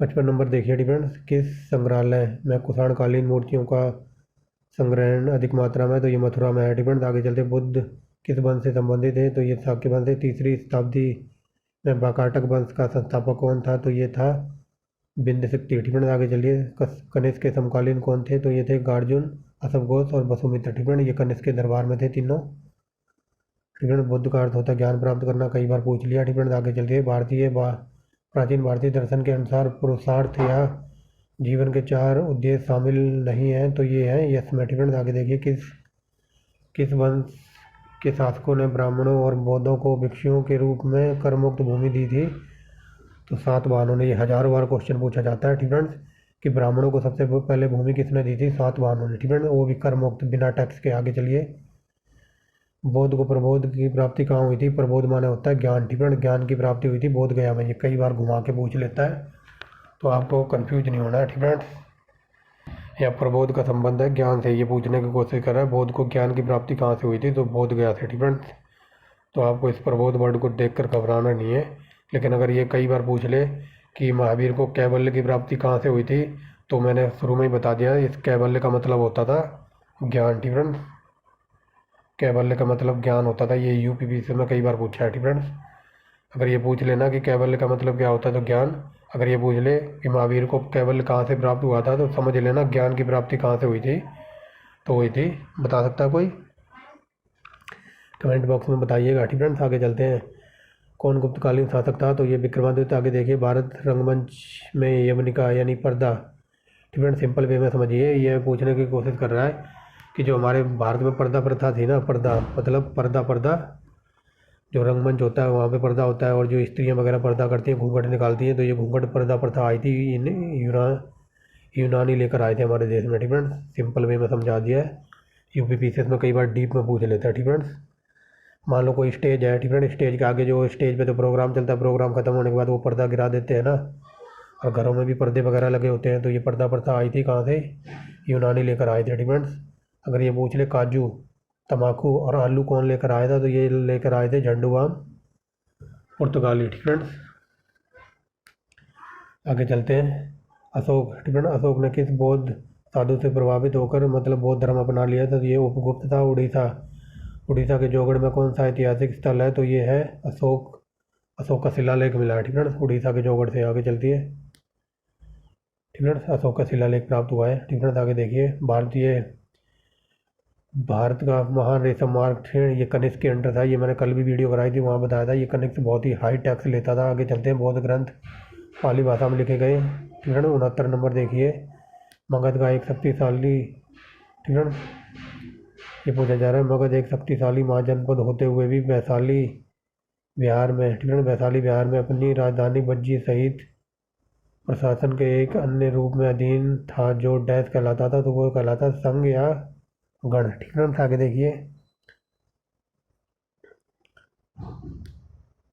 आगे देखिए, किसने बड़े पैमाने पर स्वर्ण मुद्रा चलाई थी, तो कुषाण शासकों ने। आगे देखिए, कौन सा एक भारत में निम्नलिखित में से सबसे बाद वाला बौद्ध ग्रंथ है, तो ये था वामसात पाक सिनी, ठीक है। आगे चलिए, किस राजा ने उदयगिरी पहाड़ियों उड़ीसा में हाथी गुफा अभिलेख उत्कीर्ण कराया था, तो ये था खारवेल, ठीक है। ये क्वेश्चन ऐसे पूछा जाता है कि हाथी गुफा का अभिलेख किससे बिलोंग करता है, तो ये खारवेल से, ठीक है। हाथी गुफा का अभिलेख खारवेल से संबंधित है, ठीक है। आगे चलिए, चरक और नागार्जुन, तो ये कनिष्क के दरबार में थे। गौतम बुद्ध का जन्म हुआ था लुम्बिनी में, ठीक है। आगे चलिए, ठीक है, शाही चेलाओं, ठीक है, शाही चेलाओं के अधीन राजस्व प्रशासन संबंधित भोगशाला का शब्द अर्थ है, ठीक है। 2-3 दिन से वीडियो लगातार आ रही है, और वो भी बड़ी बड़ी, तो बोल बोल के मुँह एकदम गला एकदम बैठ गया, ठीक है। तो कहाँ थे हम, यहाँ पर थे ना, शाही चालाओं के अधीन, ठीक है, के अधीन राजस्व प्रशासन के संबंध में भोगशाला शब्द क्या इंगित करता है, तो ये इंगित करता है स्कूल के रखरखाव के लिए, ठीक है, दी जाने वाली भूमि, ठीक है। ये मैंने शुरू में ही आपको बताया था कि जो भोगशाला कह लो या पाठशाला कह लो, तो पाठशाला ये क्या कहते हैं, भोगशाला, ठीक है। भोगशाला, ये तो स्कूल को दान में दी जाने वाली भूमि को मैंने शुरू में ही बताया था। ठीक फ्रेंड्स, ठीक फ्रेंड्स, और शुरू में एक और बताया था क्या, पन्नी चंदम। पन्नी चंदम जो जैनों को भूमि दान दी जाती थी। ठीक फ्रेंड्स, ये यूपीवी 80 में पूछा हुआ क्वेश्चन है। ठीक फ्रेंड्स, डीप में, इतनी डीप में जाके पूछते हैं। आगे चलते हैं। शक संवत की शुरुआत 78 ईसा पूर्व में हुई थी और कनिष्क ने की थी। ठीक फ्रेंड्स, ये बता दिया शुरू में ही। आगे देखिए, बौद्ध ग्रंथ ये पाली भाषा में लिखे गए हैं। ठीक फ्रेंड्स, आगे चलिए। किस प्रा ऐतिहासिक भारतीय स्थल पर होमो इरेक्टस, ठीक फ्रेंड्स, होमो इरेक्टस की खोपड़ी मिली है, तो ये हथनौरा से। ठीक फ्रेंड्स, आगे देखिए। तक्षशिला इस टाइम पाकिस्तान में स्थित है। आगे चलिए। बुद्ध ने अपना पहला उपदेश दिया था सारनाथ में, लेकिन कई बार यूपीपीसी में डीप में क्वेश्चन ये पूछा जाता है कि बुद्ध ने अपनी अंतिम वर्षा ऋतु कहाँ बिताई थी, जरा बताओ। तो वो बिताई थी वैशाली में। ठीक फ्रेंड्स, और आई थिंक ये वैशाली पड़ता है बिहार में। ठीक फ्रेंड्स, बिहार में पड़ता है, बट शायद मैंने पहले आपको गुजरात बता दिया है। ठीक फ्रेंड्स, गुजरात में पड़ता है बल्लभी। ठीक फ्रेंड्स, गुजरात में पड़ता है बल्लभी, और वैशाली पड़ता है ये बिहार में। ठीक फ्रेंड्स, तो बिहार में अपनी अंतिम वर्षा ऋतु बिताई थी किसने, महात्मा बुद्ध ने। ठीक फ्रेंड्स, याद रखेंगे, ये कई बार यूपीपीसीएस में डीप में पूछ लेता है, और आजकल डीप में ही क्वेश्चन पूछे जा रहे हैं, तो आपको डीप में ही पढ़ना पड़ेगा। ठीक फ्रेंड्स, आगे देखिए। किस स्थान पर पुरातत्व के 5 जंगली कुत्तों, ठीक फ्रेंड्स, जंगली कुत्ते और बारहसिंगा के अवशेष प्राप्त हुए हैं, तो ये बुरजोम। ठीक फ्रेंड्स, ये मैंने शुरू में ही बता दिया था, मालिक के साथ कुत्ते भी दफनाए जाते थे। ठीक है। प्राचीनतम काल में कलिंग महान शासक था, तो ये खारवेल का था। बुद्ध ने अपना प्रथम उपदेश देख लिया, ये कितनी बार रिपीट हुआ है, यानी कि कितनी बार पूछा है ये घुमा घुमा के। ठीक है। आगे देखिए। एक स्तंभ जिस पर 3 अलग अलग अवधियों के शिलालेख मिले हैं, अर्थात मौर्य काल, गुप्त काल और मुगल काल के, तो ये था इलाहाबाद में मिले। ठीक है। और वर्तमान नाम है इसका प्रयागराज। आगे चलते हैं। कुषाण काल में सबसे अधिक विकास किसका क्षेत्र का हुआ, तो वास्तुकला का। आगे देखिए। आजीवक संप्रदाय का संप्रदाय था, तो ये बुद्ध का समसामयिकी। ठीक है। आगे देखते हैं। कर्मा, ठीक है, कर्मा किस क्षेत्र का नृत्य है, तो ये मध्य प्रदेश का है, बट ये कई जगह यूपी में भी किया जाता है। ठीक है। आगे चलते हैं। ठीक है। आगे देखिए। मौर्य साम्राज्य का ध्वंस के बाद, ठीक है, यानी कि मौर्य साम्राज्य के ध्वंस के बाद कई आक्रमण की श्रृंखला रही भारत में। ठीक है। भारत में सबसे आक्रमण किसने किया, ये क्या लिखा हुआ है, भारत में सबसे पहले। ठीक है। भारत में सबसे पहले आक्रमण किसने किया था, तो ये किया था इंडो बैक्टीरियन ने। ठीक है। आगे चलिए।